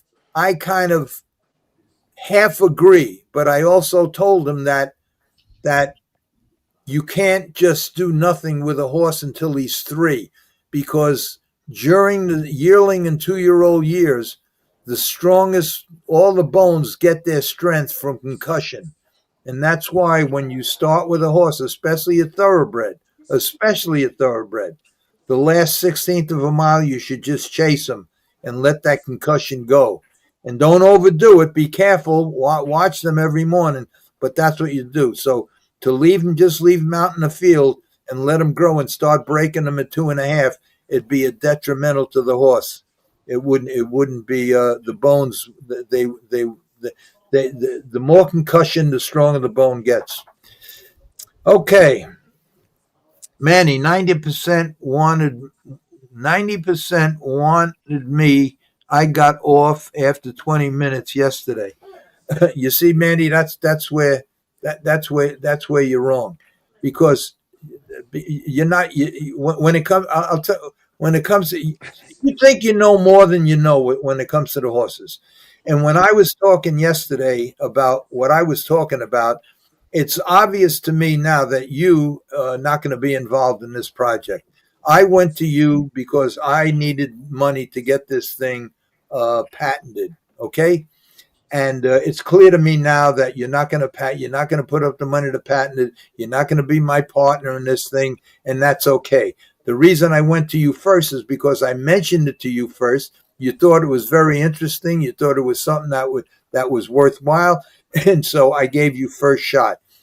Manny, trust me, I don't need you for your money. Just like when you offered me that big wad of money on the outside of your house, and I says I didn't come here for money, and I thanked you. I don't need you. I don't need you for money. And you can tune out of this show anytime you want, and you can tune back in anytime you want. But the guy that was on yesterday, let me tell you something about that guy. Number one, as far as money goes, he can buy and sell you, and I don't give a fuck how much money you have. He can buy and sell you. Number two, he came to me for help, and he knows more about horses than you do. Number three, what he talked about the last half of the show, when you obviously tuned out, according to what you just said, you should listen to that, because it's not bullshit. It's truth. Everything he said is true, and you should pay more attention. Okay, PM Larry. Fred is always talking shortage of horses at all tracks. Problem is the way these cowboys gut these horses every race, nothing but gas all the time. Now horses are dropping like flies. Well, I don't watch the races anymore. I don't go to the races, so I really can't speak to that. And I don't know if you're talking about standardbreds or thoroughbreds, but there's a tremendous shortage of horses worldwide. Less and less are being born every year, and and the only thing that's the numbers that are going up are the ones being slaughtered. Okay. Manny, see where I am in 5 years with the thoroughbreds. I wish you a lot of luck, Manny, and I'll say it again. You ask the right questions when we're in person. Ask the right questions. Maybe you won't ask them on here because you don't want nobody to know that you don't know. But if that's the reason, it's stupid. Just ask the right question. All right. I'm almost done, Joe. I'm almost done. All right.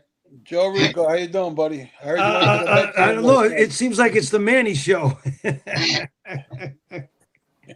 Okay, that's it. All the rest of them are. Wait, let me just go. Let me just see this one.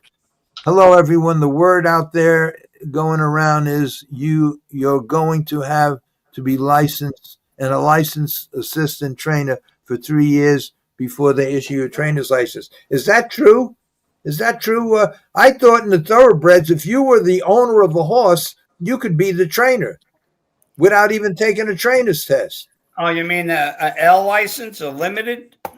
I don't know, but Joe says that the word out there is going around that you're going to have to be a licensed assistant trainer for 3 years before issued a trainer's license. Now, I don't know if that's what standardbreds or thoroughbreds. I don't know.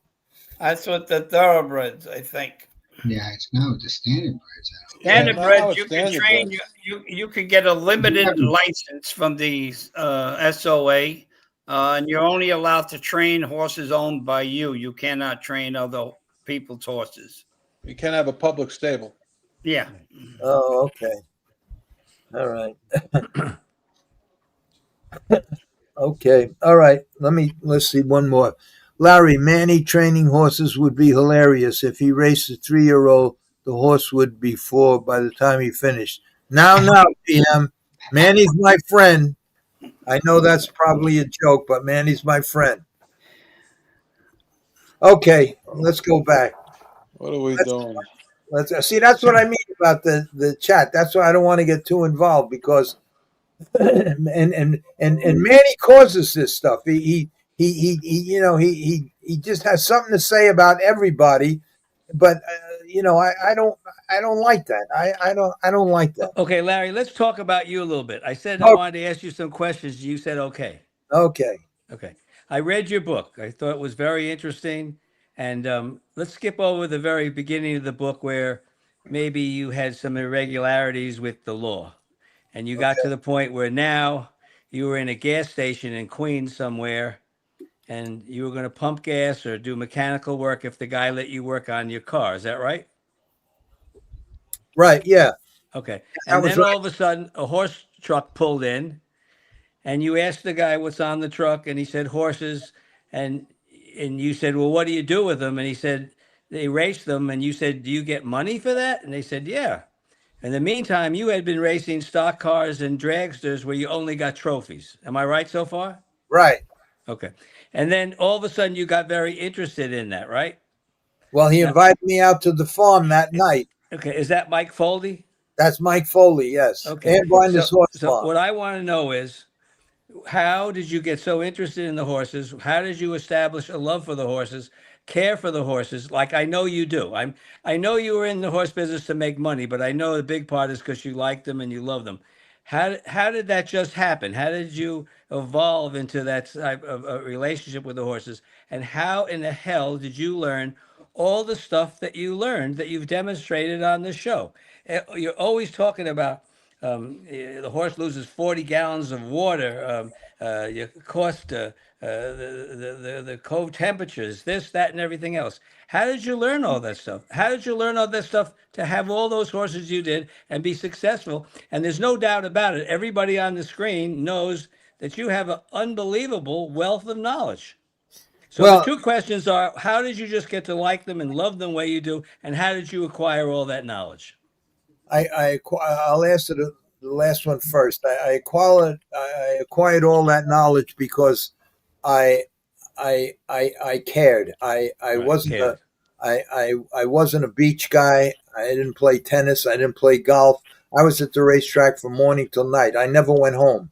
I was there from morning until if I was in the last race, I'd leave the racetrack at midnight. Years ago, the last race went off at 1 minute to midnight, and that's where I'd be.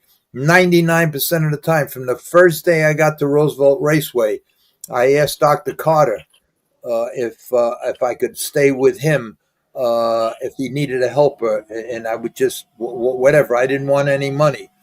Uh, he said, "Okay." After whenever he went to lunch, I would sit in the blacksmith shop. There was a shop that called the Sharp Brothers. There were two brothers that did the shopping for Billy Houghton, the Sharp Brothers at Yonkers. I used to sit in there with them. And by the time I got done with them, I was they even were letting me pull shoes and trim feet and tack shoes on. So I got the first year I was in, well, really the third year, because for 2 years I stayed at Ambinder's Horse Farm just learning everything. And even when I was there, I stayed with the black, because I lived there. I lived in the tack room. And who was there at the time was Jerry Priscino. He was just starting, come from the Thoroughbreds, and Ronnie and Gracia and Pat Qualietta and Mike Foley. And but I was the one that lived there. I stayed there all the time, and I was very interested. Whenever I could, whenever I was at a track that had a university there, I would always go to the universities and learn as much as I could. And up until the last day that I went there, and the last day was when Meadowlands closed, I stayed with Dr. DeLeo every single day after my work was done. And it got to the point where after 10, 15 years, DeLeo trusted me enough where if because many times he never had a helper. Almost all the other vets had a helper. DeLeo never did, except for me. So he did whatever he'd line up all the work in the morning, and then at the afternoon, when I fed lunch and my work was done, we'd go have lunch, and then he'd have a whole list of things we had to do, whether it be worming horses or injecting horses. And there were times when even injecting the lower joint of the hock, he trusted me to do that. He just give me a list and send me on my way. So through all the years, that's what I did. That's how I learned all about that stuff. I was particularly very, very interested and paid a lot of attention to the feet. And that's a whole other story. But in my opinion, 90% of the primary problem is always the feet. What they think is the primary problem is usually the secondary problem caused by the feet. Why I got into the horse business was because I love, ever since I was a kid, I loved racing, competition. I just loved to race, whether it be on foot or on skates or a skateboard or wagons, or I built that's how I went. That's why I wear dark glasses. I built my first go-kart out of directions that I got in the magazine. If you sell grass seed, I bought that, and they sent me an electric welder, electrical conduit pipe, and I welded, and I welded without the mask, and I burnt my eyes. And then from there, I went to stock cars. I built my first stock car when I was 14, and I was racing. And I'll just tell that story real quick because somebody's going to put in the comments, you have to be 18 to race stock cars, and they're right, because they ask you got to register. So what I did was, I was 15 years old, and I went down to Freeport, and you have to register. And I gave my license, my friend's license. His name was Robert Algemento. And in them years, the licenses were not like they were today. They were cardboard. And, you put them in your wallet, you fold them. And his license was folded right where the name was. So when I handed the guy my license to register, he says, what's this, Robert what? I says, Algemento. And he says, how do you spell it? And I had no idea how to spell it. And he laughed. Algorithm. But he let me go. And this was in 1953, 54, 55. So anyway, he let me go, and then I went into racing. I bought a 32 Ford Roadster, and I put a 1955, and put a 55 Chevy engine in it with a Thunderbird transmission. And how I was getting all of this money, I was robbing. I was robbing gas stations and stuff back then. I'm sorry for that, and I was wrong, but that's what I did. And I just had to win. And people say, why wasn't you interested in basketball or baseball or football? No, because I wanted to do what I wanted to do when I wanted to do it. And I didn't want a third baseman missing a ball and our team losing the game. If I wanted to be all by myself, and that's what I did my whole life. And I always say it. But when they told me, when Mike Foley, I had a room full of trophies. But when Mike Foley pulled in and asked me for a bucket of water, and I gave him the bucket of water, and he went up in the box truck he had 3 horses in there. And I says, where you going with them? He says, to race. And I found out you could raise some money. When I found out you could raise some money, I says that I don't have to rob gas station. I don't have to rob no more. I'll raise some money. I didn't know how involved it was and how much I had to learn, but I loved it. And like I always said, you can't fall in love with a fender or a bumper, but you can fall in love with a horse. Plus, get the same excitement out of driving a horse. And that's what I love to do. And I said it 3 times so far in my life, and I'm going to say it again. I'm so sorry for me fucking up my life, because that's the only thing I ever wanted to do. And that's it. And I really believe that if I didn't get involved in that addiction that ruined my life, I would still be in the game today, very successful and having the time of my life. And How that's soon after that truck pulled in did you were you bit by the horse bug, that you knew that was it? You just couldn't think of anything else? Because I know that when I first got my horses, I couldn't think about anything else. Could hardly wait till the overnight sheet came out, the Saturday night. Everything was based on racing horses. But I really loved the horses. That's why I tried to learn as much as I could with the trainer I had. But you really took this to another level. Because I wasn't interested in nothing else. I had no I understand. But so how soon after that did you know this was it for you? The next morning. The next morning. Okay. I went out to the quick. farm, and he introduced me to everybody. He taught me how to clean the stall, and that was my job. I wound up cleaning everybody's stalls, and the first day I was working there for probably cleaning water buckets and feed tubs and cleaning stalls and cleaning harnesses I had everything spit and span. And then finally, after maybe 2 months, it was raining like hell out, and he says, "Well, there's two horses that have to go out. You want to jog the horse?" And I said, "Yes." And that was the first horse I jogged in the pouring rain and the mud.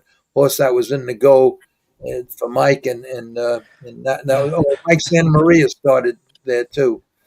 So Well, and I'm sure everybody here on this program will agree that you have an unbelievable wealth of knowledge, because about 10 minutes ago, when you were explaining when a horse after horse races and when he cools out and what it does, you went into a thing for 10 minutes about, the blood going to his head and they losing this and that. It was like you have a tape in your head. I mean, it's like you're reading out of a book, which I know you're not. But to get that, some people live their whole life and they never get that knowledge that you have. So you must have really been obsessed with the horses. there was a guy years ago. His name was Bill Dieters, and he asked me to do him a favor one night. It was in New I York. remember him.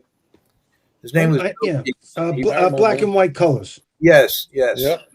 And he asked me to do him a favor. It was at Yonkers. It was in the early '60s, and it was the winter time, and the horses had long hair, and he asked me to take. He needed somebody for the paddock for the last race, and he said back then, if you remember, you started off, whether it be the summer, the winter, the spring, or the fall. You started off with 4 coolers, and after 10 minutes, the top one got wet. You took it off. Then the next one, you took it off. The next one, and I started reading up on. I didn't think that was the right thing to do. I just didn't think it was the right thing to do. And back then, if you ever took a horse off the track and hit him with a cold hose, they would kill you on the spot. You'd go to the firing squad. And when he left the barn, because we were in the last race, and it was probably 1 o'clock in the morning, and I was still walking him in the shed row, and I was only down to the cooler, and I took everything off. And back then, the oats used to come in burlap bags, and I took all the burlap bags and I rubbed them dry. And then I brushed them out and everything else, and he looked good. But I would have still been walking had it not been for that. And what people don't understand is that the right thing to do is give them as much water. First of all, they can only hold, I think, 12 gallons of water in their stomach. You give them, if they want to drink a half a bucket of water as soon as they come off the track. I remember we were taught, give them 3 swallows every 10, 15 minutes. But the truth of the matter is, when they come off a racetrack, they want to drink a half a bucket of water. Let them drink a half a bucket of water. If they got colic, it wasn't because they drank a half a bucket of water. It was something else. The other thing that you have to know is that when you hose a horse, and now everybody hoses them. Nobody, but a lot of people hose them.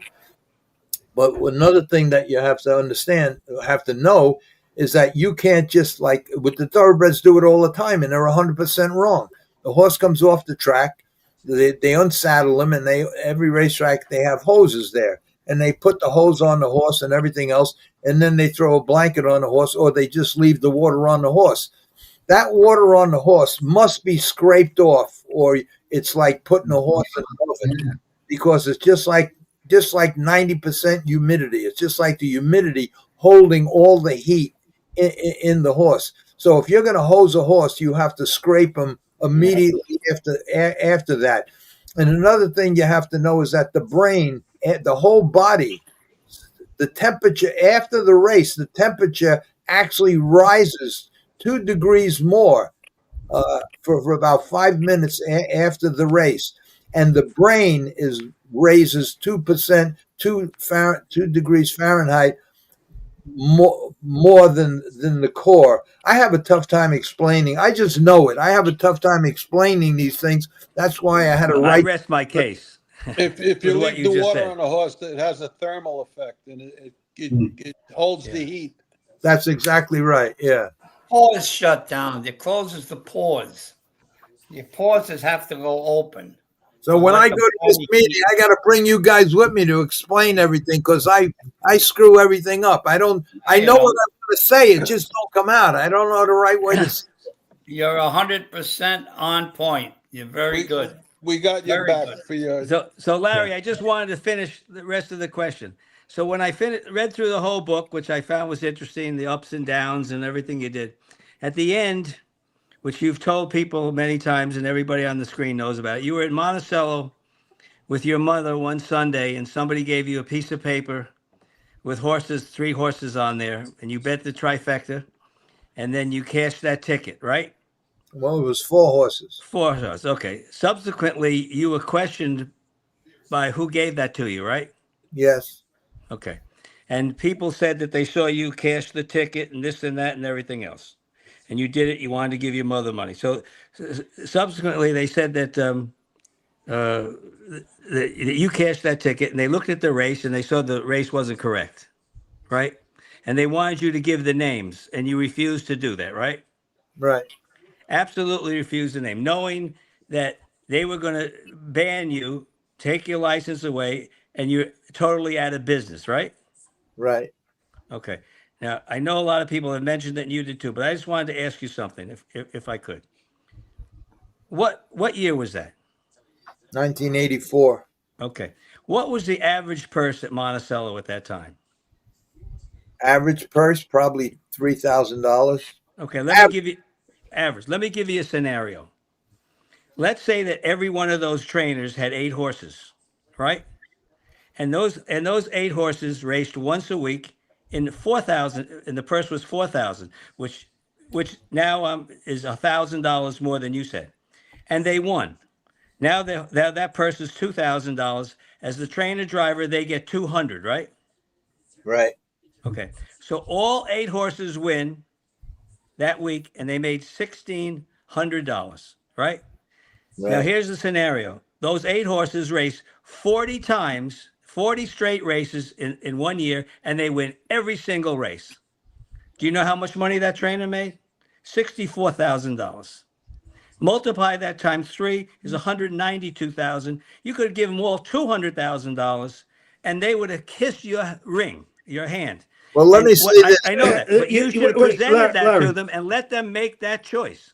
That's what Let I me- said. Let me say this. I understand what you're saying, Ron, 100%. But it's not all money because them guys would never give up the racing part if they had to go down where they can't race because it's an addiction and you just love to race. So they're gonna say they might take the money, but they want to race horses. They don't want to take the money and just Joe, get they out would of have it. let him back in 6 or 9 months for doing something like that. They get a lawyer, they let him back 6 or 9 months. They got $200,000 from Larry, each one of them. Now, I know Larry is a man of principle and he doesn't want to give up anybody. But if those people agreed to it, if they agreed, I'm not saying just go and squeal. No, I would never do that. No. I Go to understand where every you're single coming one of them Give and them say, the "This is option. the Once- situation. I'm giving up my whole life for you people. Yeah. I'm going to give you $200,000 and give them a scenario." And you know yourself, those 8 horses can't win 40 straight races in a row. So I'm giving the utopia of the situation, right? You are actually giving them a lottery ticket by doing that. And you know what? Why they're suspended? They can go get another job and make more money and then Well, come back in. Yeah, Let me- But the truth of the matter is, they should never let Larry go down for that. let me say this. Let me say this. They Aaron, Larry Kadish, and Alan August, all my owners were very, very, very upset with me because Aaron put $1 million on the table and says, "Go to them 4 guys, give them each $200,000, and let them take the rap." And I says, I can't do that. Kadish had a long talk with me about that. And Kadish was always business. He says the right business move is give them the money. Just tell them what they want to know.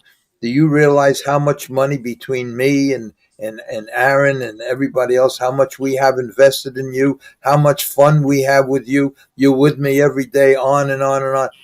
He says, I'm in this business because of you. They're in this business because of you. He says, and quite honestly, Davy Handel is alive because I was in the business, because Davy basically hurt me bad because of his gambling habit. He bought $1 million worth of horses that were worth $100,000, and I had to somehow make that up. But there was a lot riding, and I was really torn. I didn't know what to do. But I just couldn't give these guys up. Now, at that time in 1984, I owned the 40 stalls at Sunshine Meadows that cost $1 million, and I owned 7 homes, 2 of them, 3 of them in Florida, 1 in California, and the rest in Monosel in New York. And I had a few bucks, and 7 real good owners. And the only problems I had back then was trying to get out of the bad horses that Davy bought because he needed to make the commission. That was the only problem I had then. And I just couldn't do it. And my owners got mad. The only one that stayed with me that kind of understood was Larry Kadish. And he says, well, I'm going to stay. I'm going to give my horses to somebody with the understanding that if you win your court case, and I thought I could win because I wasn't in the race. I had no horses on the grounds. I hadn't raced at Monticello in 2 years, and I really thought I was going to win. And so I gave the horses to Billy O'Donnell, who kept them for a while. Then he gave them, when he became a catch driver, he gave them to Teddy Wing, and Teddy Wing kept them until I lost all my appeals, and that was that. But I just couldn't do it. Now, listen, I agree with Joe Ricco in the way that maybe the horse racing is in their blood. But why don't you present it to them? Let them make that decision. you're Maybe Absolutely. the horse racing isn't that much in their blood when they're starving to death, right? And That's and giving them $200,000, Larry, with the scenario that I just gave you, with the purses at 4,000 instead of 3, and the most ridiculous scenario when I said that all 8 horses would win 40 straight races, which they wouldn't even race 40 times. Yeah. Right? That money is incredible to give them. They couldn't make that money if they worked 6 years in a row and was that lucky. Let them make that decision. Guess what? You To without this day, a harness they license, didn't make that money. right? To this day, they didn't make that money. Larry, you without a harness license is like a Ferrari with no gas, right? It won't even start. You should have given them the option. Take each one of them in there and said, at least there were 4 guys. Unless all 4 guys agree to it, I'm going to keep my mouth shut. But if all 4 agree to this, look at this scenario that I'm giving you. This is the money. I'm going to give each one of you $200,000 cash. Larry, I don't know them, but I can tell you this. I would bet anything they would take that money and run like hell, right? Yeah. Go get a job. Right Apply about. back to the to the commission, and in 6 months or a year they'd have their license back, Yeah. and then start making no money again. let me tell you what. $3,000 Well, person. first off, they would never get their license back because the ones that admit that they did something wrong, they don't get their license back. Well, they wouldn't admit it, Joe. Larry was the one that would be telling on them. Oh, he would just tell on them. Yes, he would just, with their permission. They would Right. say, "I didn't do it." They would keep saying, "I didn't do it." But with with their permission, Larry would say, "Yes, they're the ones that gave it to me." They can say, "No, I didn't give it to them," right? It- But the only thing that- they would never admit it. The only thing that I find hard to swallow here is I can't understand how Larry can lose his license over that because, all right, he cashed a ticket. My mother had a hunch, and she gave me these numbers. I mean, if he takes it to a quarter, But the fact is, it happened. The fact No, is it he did wasn't. lose No, his license. no, it wasn't. Somebody saw him give them the numbers. Wasn't because of that. It was because when this let me just tell you the whole story real quick. Okay. I used to take my mother to Monosel Raceway every Sunday after my father died, if I wasn't racing, for lunch. I took her to racetrack. One Sunday afternoon at the racetrack, I'm sitting there with my mother, and this fella that used to work for me come over, and he said hello to my mother, and he says, "You're going to be here for the last race?" And I says, "I don't know." He says, "Here, play these numbers." And he gave me a piece of paper with four numbers on it. And now the next to the last race come up, and I asked for the check. And I paid the check, and I says, "Come on, Ma, let's go," because my car's in valet, and they know who I would. They have the car running, and if I don't go in valet, with only 2 lanes, I'd block up the whole thing. So my mother says to me very, very innocently, because she's not a racetrack person. She says, "Aren't you told that boy that you were going to do this for him?" And I says, "No, he just gave me some." She says, "But you told him. Why would you lie to that boy? He seemed like a nice boy." I says, "All right, Ma, all right, I'll do it." She says, "Yeah, but you shouldn't lie." So I went to the window and I boxed the 4 horses. Now the race goes off, and after the race, the crowd's booing. I run right to the window. Now, back then, I was in the dining room, and back then they had 3 on every level. They had 3 windows at the end of that level where you could bet.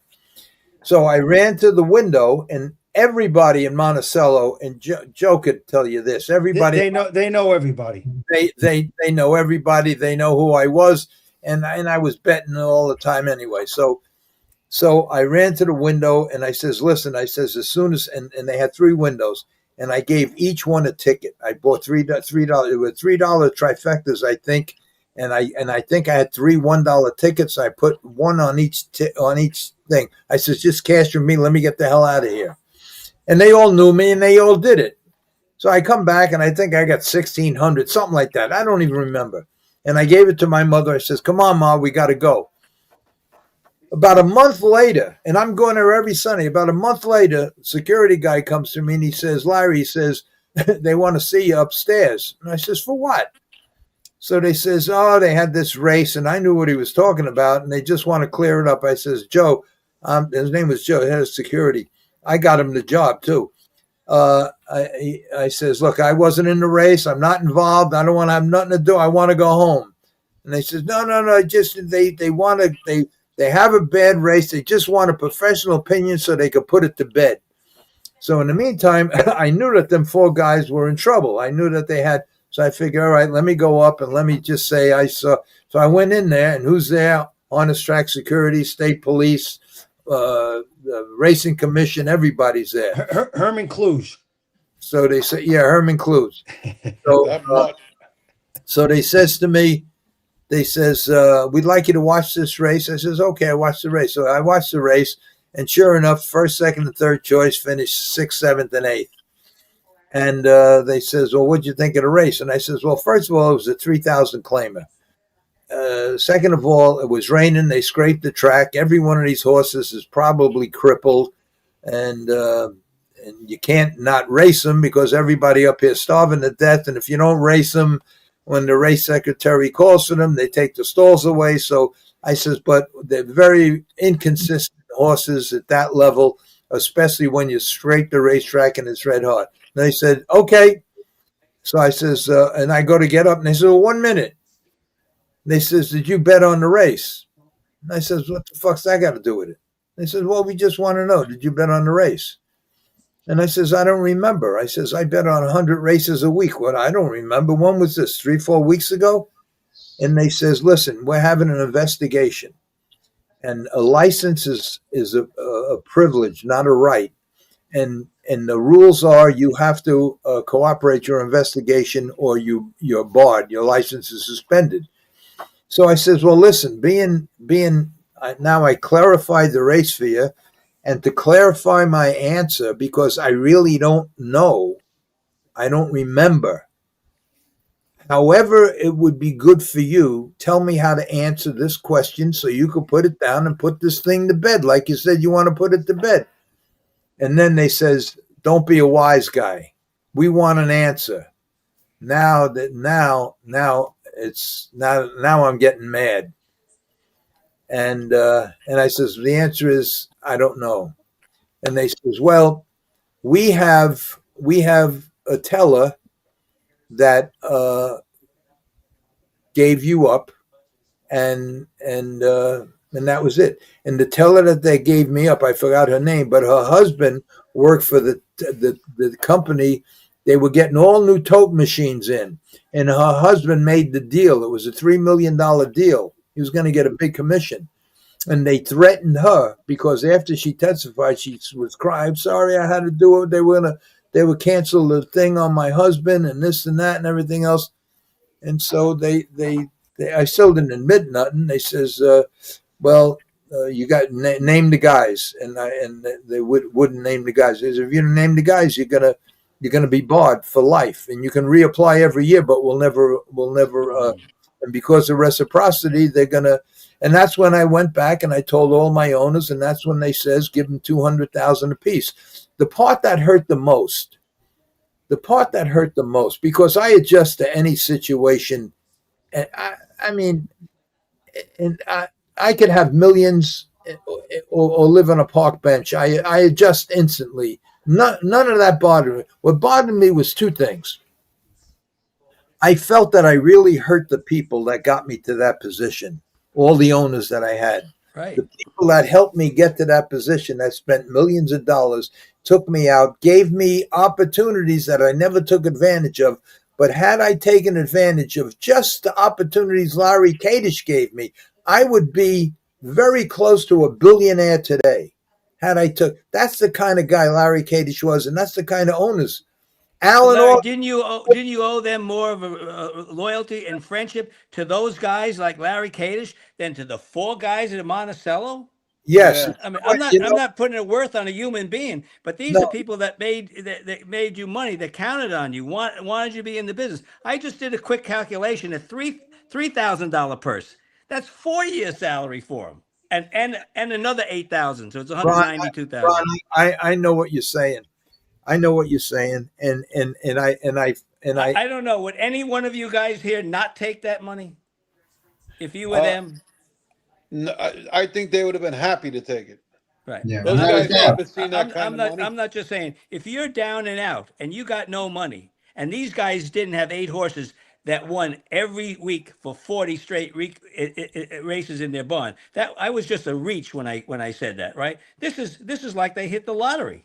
Sure is. That's 4 years' salary at an optimum situation and an extra $8,000. They would have 200,000 in the loved 80s it. was big money. Yeah, Especially back then. after 3 years of fighting and appeals, I lost all my properties. I lost the training center. I sold You're a good man, Larry. You're a good man. It's just sometimes you do a good thing, but it turns out bad. Let me tell you the part that hurt me the most. When I started this podcast, I finished doing the book and everything, and then I was gonna ask 1 or 2 people to come on, and I asked one of the guys that I didn't give up, that used to work for me, to come on, and he said no. Yeah, there you go.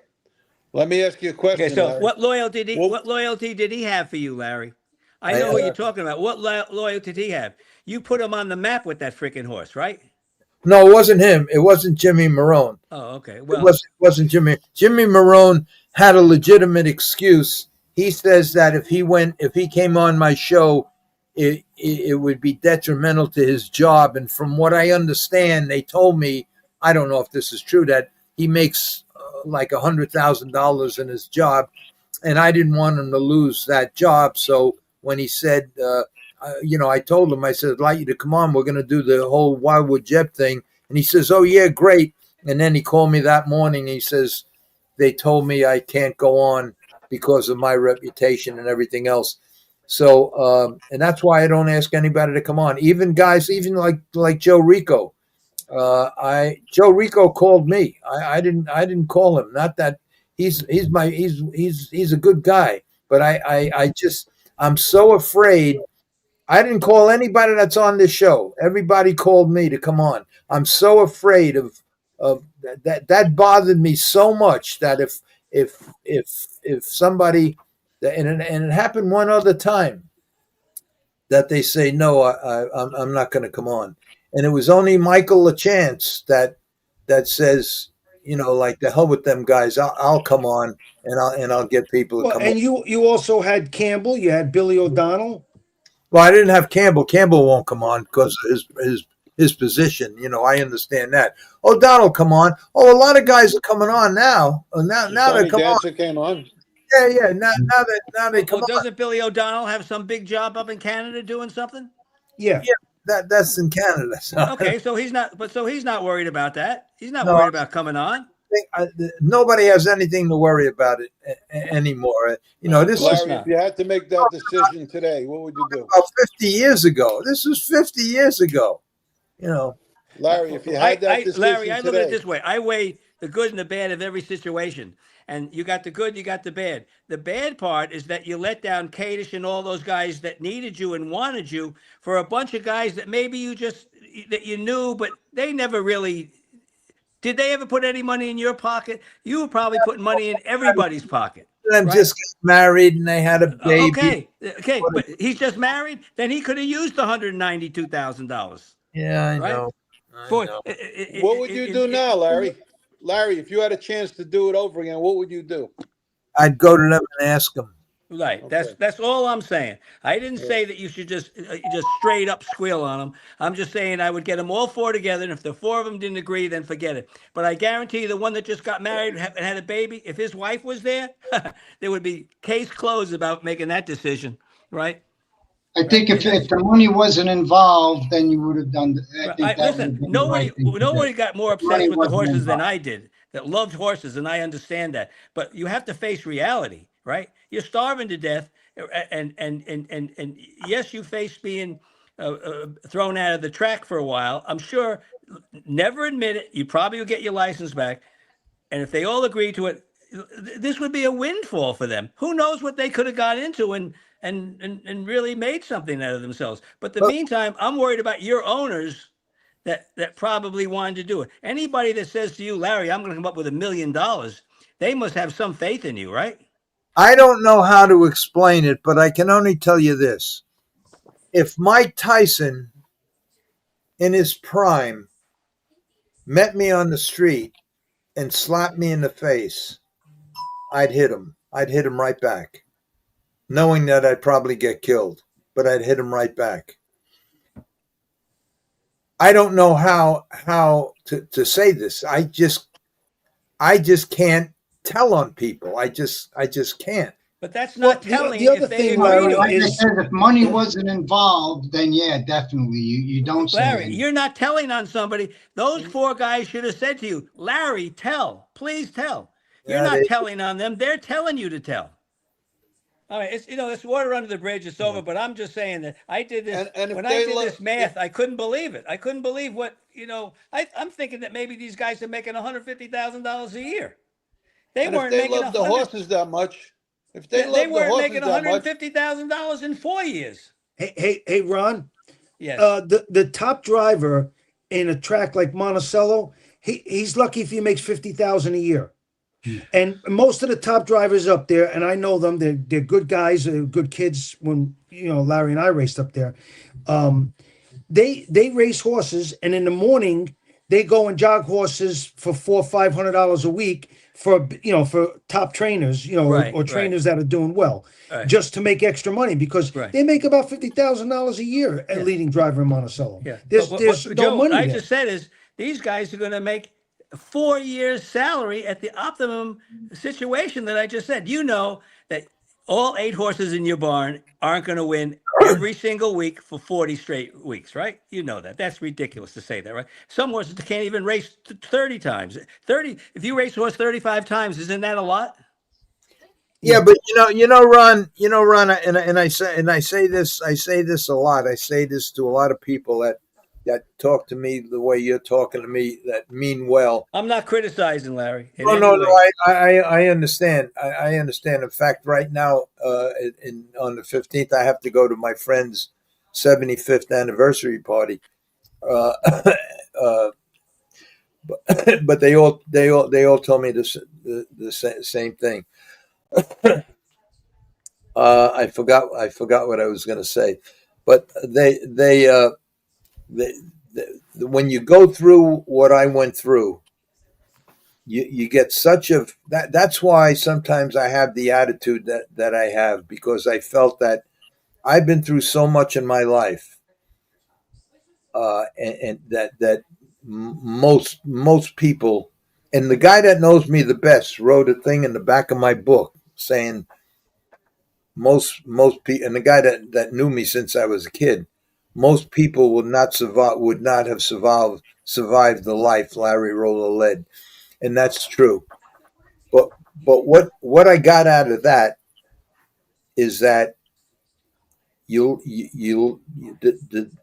learn how to read people, and the people that have money. When Joe Murata, when I had to pick out 1,100 people out of 3,000, when I gave that Christmas party that cost me almost $1 million at the Concord in 1981, I really thought that the people that I had to eliminate, that I had 3,000 good friends that would get mad at me if I scratched their name off the list because the Concord couldn't hold 3,000 people. And when my friend picked me up on that rainy morning when I asked to borrow a gun from him, and he says at the restaurant, all you need, remember, because he was the one that helped me eliminate the people from the list, all you need is this table for your true friends, and they might be one seat empty. You realize that when you go through what I went through in my life, people that have people like Manny, like we'll use Manny. Use somebody else. He has a big business. He has a big business, and he has money, and he'll never know who. And if he goes on the rest of his life being successful, he'll never know who he would want in a foxhole with him. I do. I do. And And he'll it's never know what you've been through. You know, Larry, I was on YouTube, and I was scanning around, and there's a guy there that does interviews with people. His name is Mark Letitia. Do you know him? no Yes, you do. He interviewed you. Oh, Mark. And great white underbelly. yes, soft white underbelly. Oh Anyway, yeah, White I underbelly. saw yeah, this thing. It says yeah. interview with famous harness horse trainer driver. I said, oh, right, let me see that. So you were sitting there. You had a nice leather jacket on, Brown leather brown jacket. leather jacket, Yeah, right? I like that And jacket. he's a tall guy with blonde hair and very soft spoken. And he asked you all these questions, and you answered them very truthfully. You didn't hold anything back, and then you gave the name of your book, right? So I had my wife get it on Amazon the next day. I read that book, and 2 days later, I called you. Remember? Yes. Right? I didn't know you. I mean, I heard your name, but you were mostly at Monosel. I heard, so Larry Rolla. Yeah, I remember him. Anyway, I got your book, and I got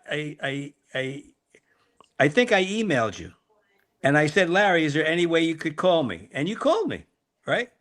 And I And you said, took me listen, to El Villaggio's for lunch. right. And you called me, and I said, Larry, I said, I kind of remember you, and I don't know if you remember what you said. You said, well, I remember you.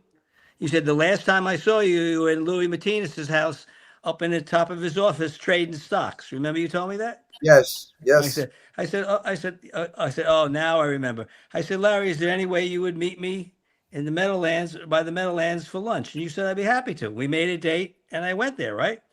yeah, And the reason I was interested in it, because after reading your book, you, I'm telling you, I don't know anybody that could, I'm sure there is, but I don't know anybody that had a life like you did.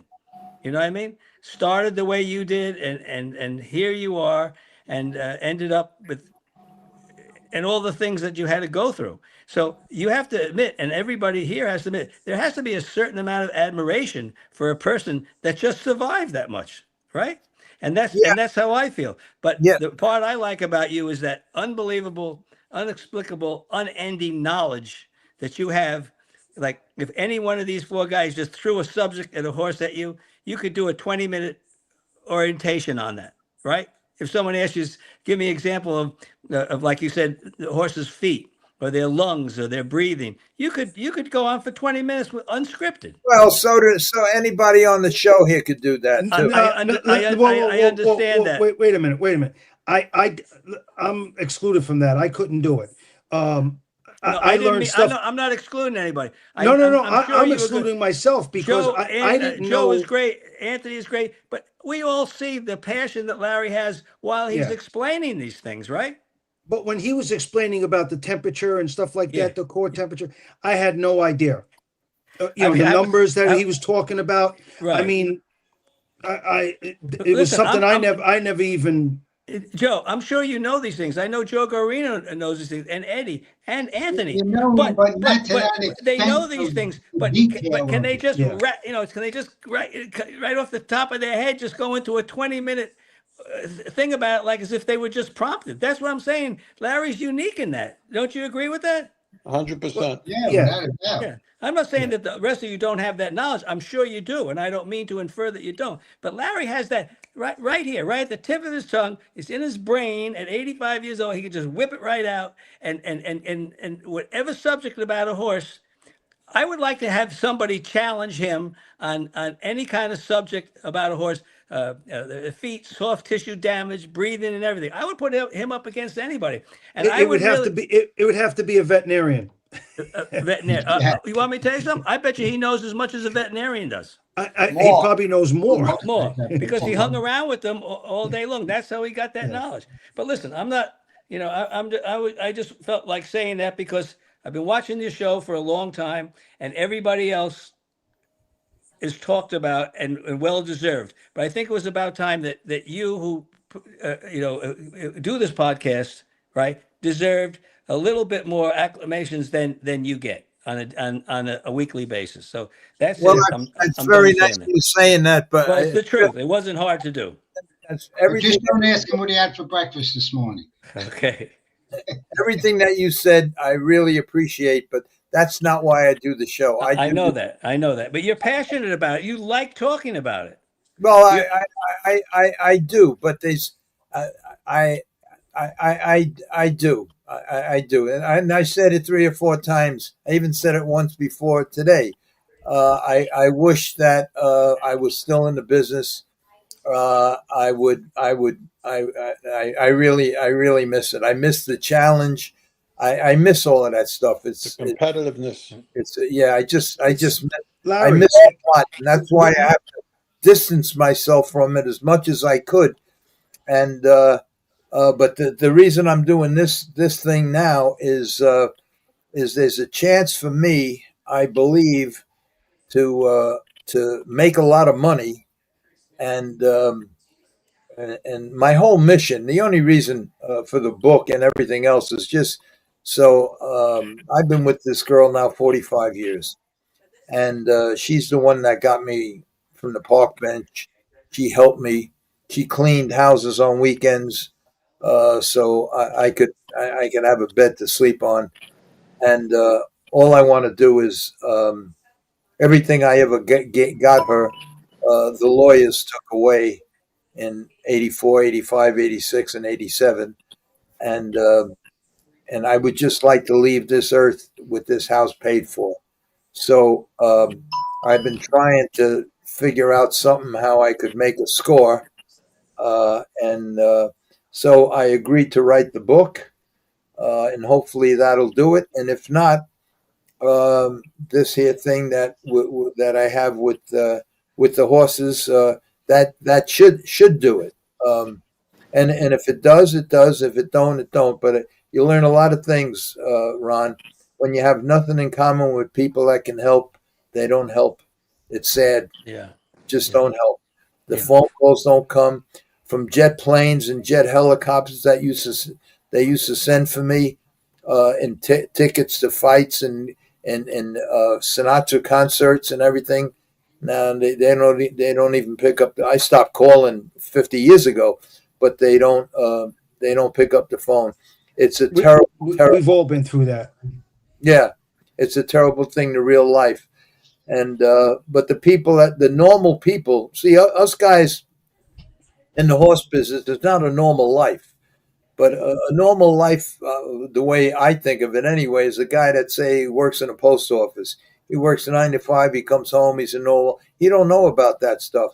He don't know what a vicious fucking world it is out there, and how people are just phony, just bad. A lot of bad people out there, and That's for very sure. very very odd to get somebody like you guys here that no matter what, it didn't make any difference. You were coming on this show. It didn't. How many guys would do what you did, Rico? Put that money in my pocket when you knew I had nothing. I never asked for it. I was just standing there, and there were a bunch of guys talking. You just walked over, shoved it in my pocket. Who the people there was a kid I bought. The kid I got married, the Canadian kid, Gillis. They were at that time, if you remember, they were raiding Monosel all the time for Canadians. They were going to deport all the Canadians. Yeah. And half my crew was Canadian. I didn't want to lose this kid, so I got him married. So I got a really nice looking girl.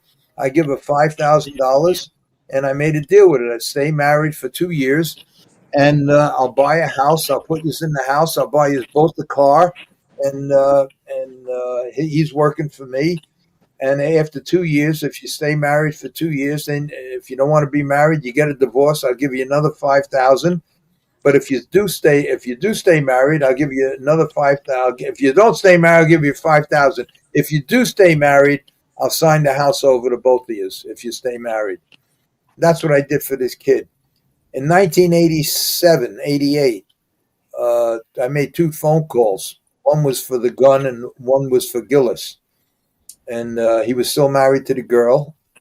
And the house at that time was probably worth $700,000-800,000.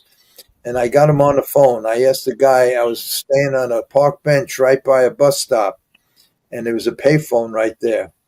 And I asked the guy for change. He gave me a bunch of change. The first call I made was to Gillis. And I said, Gillis, I says, I need a favor.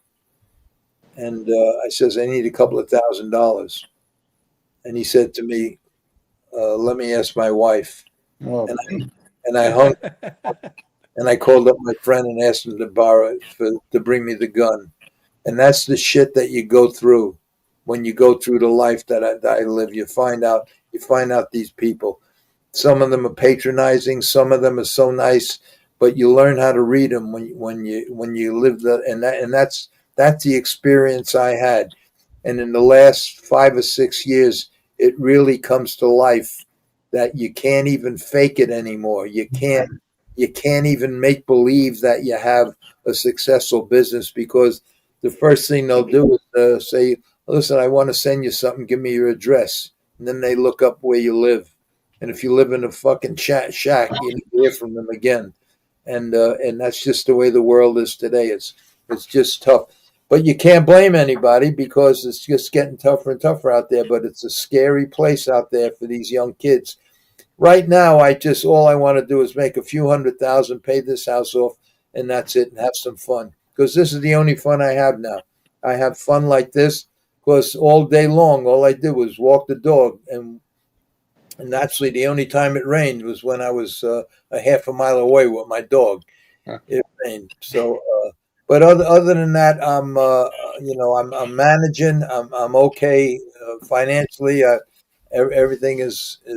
I mean, I can't go with Anthony to Italy, but I could go to the bagel place in the morning. So that's Larry, it. did you get the thing you're trying to invent? Did you get it patented yet? Well, I went to Manny's house, and I asked him, because I mentioned it to him, and I says, Manny, I says, I really believe this is going to work, but it costs about $3,500 or $4,000 to patent something.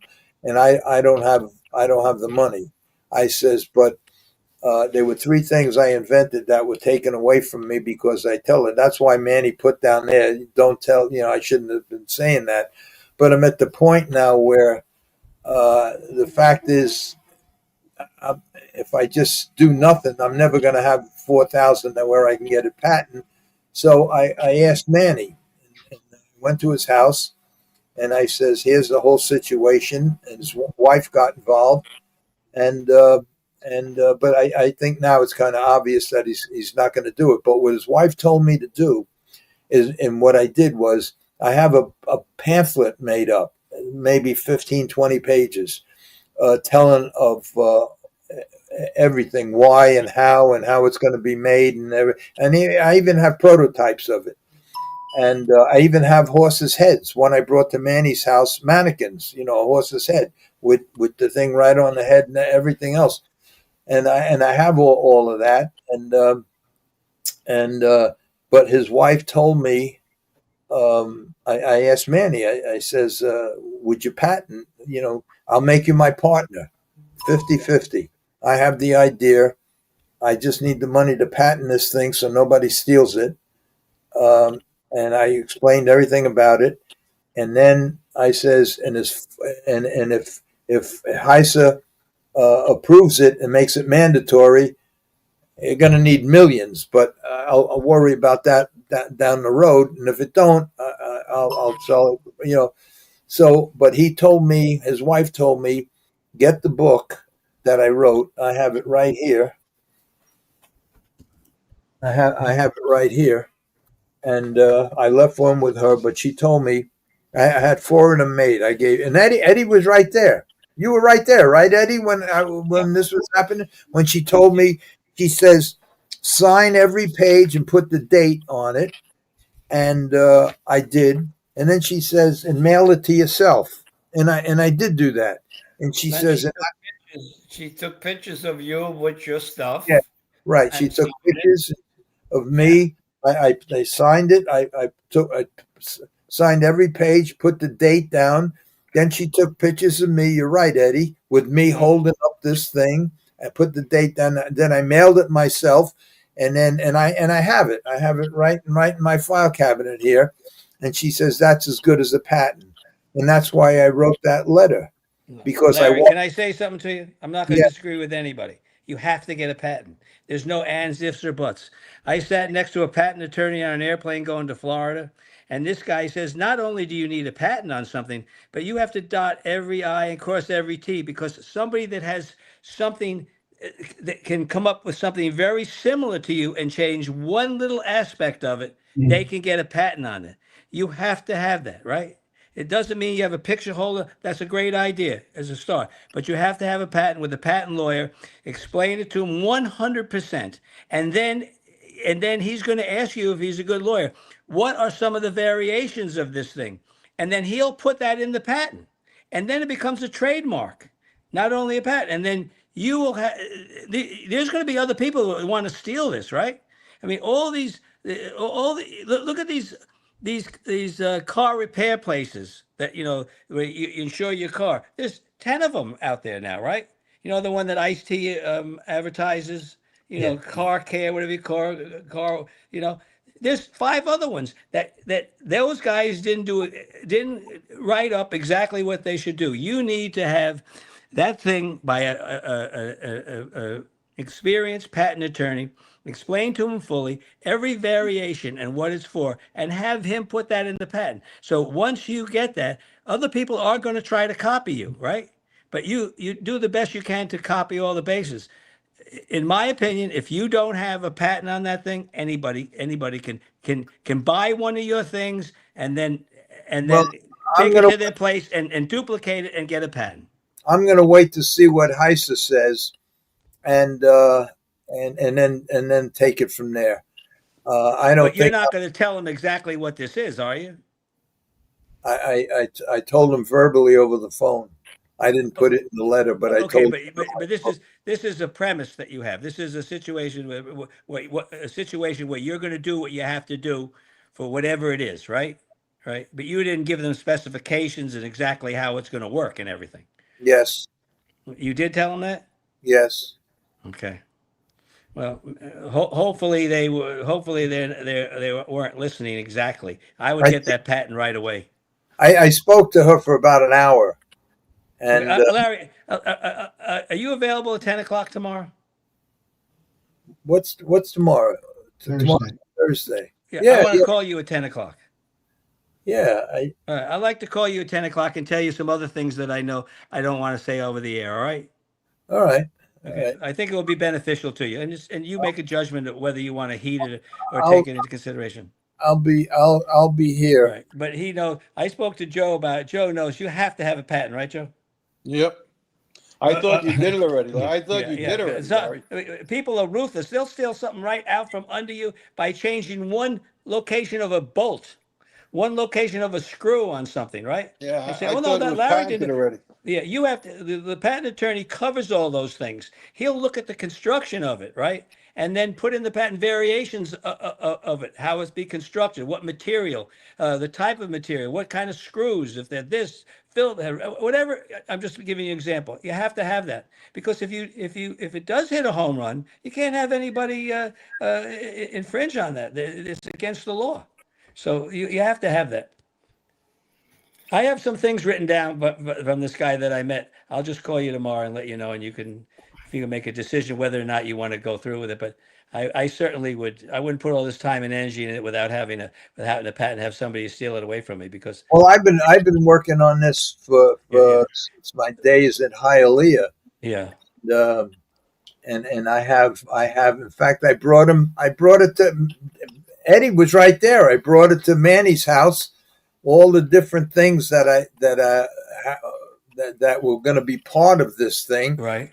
and nothing really did the job. And then Eddie, was you there when I played the video that I played with that scientist? Uh, We were sitting on the couch, and I played the video in between the races. I played the video of the scientist that I had that was making this certain thing for oh me. yeah. Well, that's the guy that I've been dealing with. Manny's wife tried to help, but she found out. I think she kind of struck out. She found something out of China or something she was waiting for. But I have the first 2 days I heard from her 3 times a day. I haven't heard from her in a few weeks now, and that's what prompted me to write to Heisa, because if I'm going to go on, because I really believe in this thing, if I'm going to go on, and I have to get the blessing of Heisa, or make sure from Heisa that they can't ban it. They can't ban it. It's impossible. It'd be like banning a set of blinkers. They can't ban it. I'm not worried about that. But what the reason I want to speak to them is because if my argument is good enough, and it is good enough, they have the power to make it mandatory, which then the whole game changes. It changes from something that every horse that ships in a truck, every racehorse has to have this. And I'm going to tell you something else. The problem of shipping is just as great as horses in a race. Them trailers you put in the middle of the summertime, and you ship a horse from some different parts of Florida. Them trailers, and you would know more about this than me, Ron. Them trailers I just know I rode in the back of them a lot. They get very, very, very hot, especially if they have 8 or 9 horses in them. And the core temperature in these and that was tested too, and I have the results of that too. Them temperatures take a lot longer to rise, but after 2 or 3 hours, they do get to that critical point. Right. And this will help that. This will stop that too. Larry, another thing this patent attorney told me is that there's these young guys out there, these young kids that are great on the internet. Anybody that comes up with a patent, that's common knowledge. They can go and get they can get the blueprints and everything once it's patented. They get it, and then they bring it to their engineers, and they look and see if they can tweak it a little bit, and then try to get a patent similar to that if they feel that product will be successful and make money. So that's why I said a patent attorney that the top of the line guy that can get that for you, he will cover every variation there is. Also, I just see a thing here, Joe. Manny wants me to ask you, could you please tell him a little bit about yourself and your biography when you have a chance? What? Well, say that again. Manny just asked me if I can ask Joe Ricco if he can tell us about his background and his a little bit about himself and life and little biography. About Joe Ricco? Yes. Joe, that's simple. Joe Ricco's a great guy. He was a great trainer. See, you can't ask Joe because he plays it. Them two Joes up there are the same. They're very, very quiet. They don't say much. But Joe Guarino was leading trainer for like 10 years at every track he ever went to. He should be in the Hall of Fame for trainers. He also drove a bunch too. But he's the silent giant. Very, very, very, very, very, probably, I don't know, very smart, very, very smart and very, very sharp, and knows what works and what don't work and knows how to get the job done. I believe that. Joe Ricco, he just keeps putting himself down. In the meantime, he was one of the leading drivers up in Monosel, drove a horse better than anybody up in Monosel, and there were a lot of guys up there that drove good. And I'm not only talking about Catello Manzi. I'm talking about a lot of other guys. Ronnie Pierce's father was up there. There were a lot of top guys up there. And also a lot of the New York guys started up there and were up there when Joe Ricco started. But the problem with Joe Ricco was that he was a big man in a small track. His whole family was up there. He was married up there. His father was up there. He had restaurants up there. And he never really he never I don't know if he didn't pursue it or he was slow in doing it or he was comfortable where he was. But whoever stays in Monticello stays in Monticello and just before you know it, you're poor. You're just poor. And like Joe said even before, the leading guys up there today are making 50,000, and I think that's high. I really think that's high. And that's today, not that's just the 1984. top guy. Yeah. That's today, that's in 1984, 40 years later. You can make that in McDonald's. Joe Ricco was a top harness driver. Very, very sharp, very, very smart, drove a horse. In fact, I think he still drives. He's crazy. I think he still drives once or twice a year. You know what? I backed away. My youngest son has been driving up there, and I kind of backed away from it. So I'm not driving anymore. His other son is one of the leading catch drivers in the world. That's George Brennan. And Joe taught him everything that he knows. I remember George when he was a little kid coming around with Joe, but Joe was a sought after catch driver. Very, very good on the racetrack. There were two guys that I really liked up there a lot that were not really flashy or anything else. One was Joe Ricco. The other one was Bobby Del Campo. I really think both of them really had a lot of talent, but really never went any place. And both of them had the potential, if given the chance or the drive, maybe they lacked the drive to be another Campbell or O'Donnell because all of them guys, when you say lane the top drive, there is no doubt in my mind that, and I think O'Donnell and Campbell and LeChance will tell you that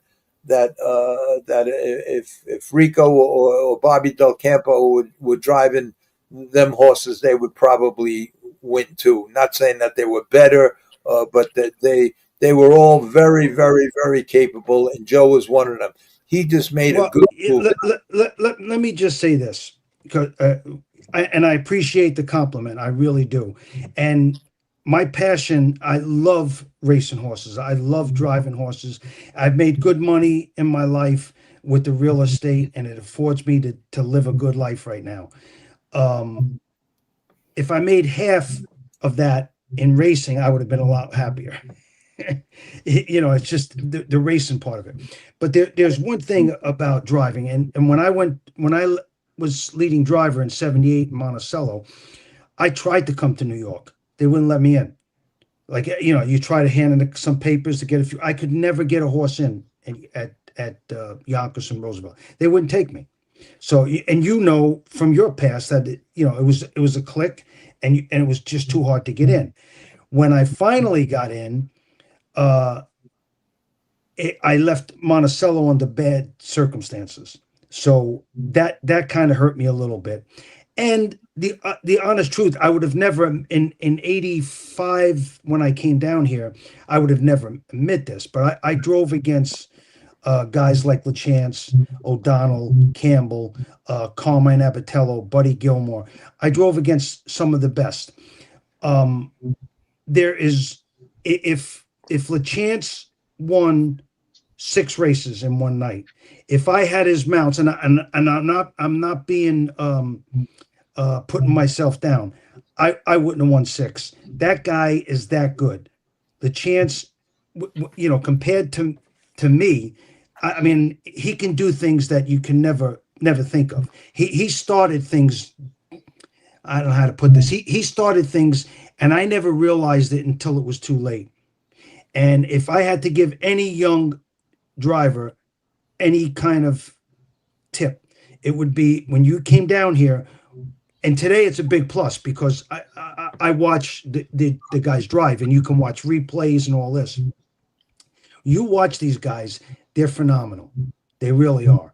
And LaChance was great. He was great. Now, don't get me wrong. I grew up idolizing Hervé Fillon. So it's only because of personal things. I can't put LaChance ahead of him because he's my child idol, is Hervé. But LaChance, I'll tell you a quick story. And I'm not friends with LaChance. I mean, we're friendly. Hello, goodbye. I think that I spoke to him more at the Roosevelt reunion than I spoke to him the whole time we raced against each other in Roosevelt. But the guy is just, he had a knack that he could just figure things out. I remember one time racing at Roosevelt, I had the rail, and I was just pissed off because I wasn't doing that great. And I had the rail with a horse that figured, and I said, you know what? I'm barreling him out of there. And if LaChance comes, screw him. You know what I mean? I'm not going to play games. And I left out of there 100. A guy left from like the 3-hole. LaChance left from the 5-hole. And the guy from the 3-hole drops in like the 3-hole behind 2-hole, 3-hole, something like that behind me. And I see LaChance out there. I just snap the whip a little bit, and I look over, and there's no LaChance. I said, all right, he found a hole. And I shut my horse down a little bit and, start to rate him. And then here comes LaChance, 100. It's too late to start him up again. And he grabs the top. He knew that I had a spur up my ass or something. And he just said, you know what? I'll make him think I got a hole and then come. It might not sound a lot to you guys, but when I watched the replay, I said, where the frig did this guy come from? He can do a million things like that. He he can get a lot out of a horse. Very true. Joe, I'm sorry, go ahead. I love drivers. And if somebody knocks a driver, I defend them. I don't want to know nothing. I just love drivers. And I remember, and I tell people this all the time, and they think I'm crazy. I watched the 2019 Hamiltonian, and Sears had a favorite in there, Green Shoe, I think the name of the horse was. But anyway, there was a horse in there, Chimpanzee, which was a New York bred horse and stuff, but now he's racing against, everything the best. And Dave Miller was driving him. One of the greatest drives I've ever seen in my life. And and this is what I'm saying. I have a different outlook now because I'm sitting on the couch so I can watch it. And I watched this guy drive Dave Miller, that horse that day. And what I saw is he got away like 9th. Going into the last turn, just starting to go into the last turn, he was like maybe 7th. And his horse started to back up a little bit. He reached up, tapped him 2 shots. Horse grabbed on again. Now he had him up on a bit. Going for $1 million, I probably would have pulled the right line and been 4, 5, 6 wide. He drove him into spots. He just kept driving him into holes, to dead ends, and he ended up finishing third. That horse finished third because of Dave Miller. The horse did not finish third. Dave Miller finished third. But most people just watch the winning horse. They don't watch horses. I just happen to be watching that horse. These guys are great. And what Dave Miller did is he got him up on a bit, he got him brave, and he kept him that way and kept driving him into blind switches and not taking the long route where somebody probably like me would have pulled the right line and said, let's go. And he probably would have went about 100 feet and then collapsed. He just kept driving him. And that's what that's what a guy like LaChance has too. And these guys today, they can do things that I never even thought of, with horses. I can pick up some of the things and that they're doing, but I was never I was a good driver at a small track. I was capable at Roosevelt, but I had to get a little bit of an edge in order to beat somebody. Heads up, straight up. My money's on LaChance or Carmine or when I got down there, Buddy was getting a little older and stuff like that, but he was still great, because their minds still work. But LaChance was in a league of his own. Joe, that's why I asked Larry when he has Joe. I asked Larry when LaChance come on. I would like to be on there because I would like to reiterate a couple of stories very similar to some of the things you had. There was a time at Roosevelt that he would get on a horse. He would go 28-second first quarter, put in a 101 half, come home in 28 seconds, and no one would ever challenge him. He'd win week after week after week. Linda Toscano had a horse that had like 2 lifetime starts. I think he put like 8 wins on the horse. Today you can't drive like that. You can't back that second quarter down. At a previous show, I told Larry I got this horse over Clint Galbraith, fair fella. And he had like 9 winners or 2. He worked his way all the way up. LaChance always drove him. And I won 10 straight with him, with LaChance. I don't know if he'll remember that. But one of the races, like in the 5th or 6th in a row, there was a Canadian guy at the track. I don't remember his name. It was not Rene Poland or Regine Dagnol or one of those guys. It was some guy. I don't know if any of you guys remember. But this guy had told the groom of my horse that he was going to win. He was going to beat Fairfella, right? And for some reason, Mike found that out. Yvonne Demers? Who? Yvonne Demers? Maybe that was it. Jacques Dupree. I don't know. No, it wasn't Jacques Dupree. But this guy was like a little Mike, he would just smile. But Mike didn't leave with him. This guy just went right to the front. And then another guy came. First time I ever saw somebody do a 3-wide move going to the half, Mike LaChance. The only other guy that did that was Walter Case. Walter Case. I was just going to say he's another guy I raced against. Yeah, but Mike never did that. He didn't like this guy. He was mad at this guy, and he never saw him coming. When he got done with him, he was in the 3-hole. Yeah, and Mike was at top and won easy. Also, when one of the races he won, he was on top by 3 or 4 races. And maybe 100 feet before the wire, he reached up and gave him a little shot, right? Yeah. And I asked Louis, why did he do that? Man. Yeah, I gotta go too. My back is killing me. He wanted to know what he had left for next week. All right, before you guys go, I just want to put this up. Manny says, Larry, I would have gave you the money. Screw Gillis. That's how Manny is. I know Manny. Okay, you want to go, Eddie? Yeah, I gotta go. All right, It's guys. 11 o'clock. 3 hours. All right. Good night, Well, Eddie. Good night, Tony. guys. Go, Anthony. go, You got it, go. guys. I'll talk to Larry. you during the week. Okay, sounds good. Ronnie, I'll talk to you tomorrow at 10 o'clock. Eddie, I'll talk to you. Oh, we're Okay. closing the whole show? Joe, you want to close it down? Or Yeah. No. I just thought you guys were leaving. I didn't know we were But closing down. I'm going to head in too. Joe, Okay. Joe's Yeah, we'll see All right. you next week. so we'll all see next week. Thank you all. All right. Don, Thank you. Ronnie, Thank I'll you. talk to you, Good Ronnie. night. Okay, You Joe. got I'll call you Good night, tomorrow. guys. Right? Good night. Okay. Joey, All good right. to see you again. Take care. Good seeing you guys. Yeah. Yep. Well, Hey, three nice guys. seeing Hey, you. Lou, buddy. Nice talking to you, Joe, too. Yep. Take care. Nice meeting you. Yes. Nice talking. Thank to you. All Bye, right. Anthony. good Bye, night. Eddie. Night. Take Good night. care. Good night. Good night. Good night, Larry. Oh, how did I miss you? Hey, Joe, how's your father doing anyway? He's home. He came home today. Came home today. Well, let me end this. Let me end this thing. Hold it. Let me end this thing. How the hell do I end it? I'll just end it. I think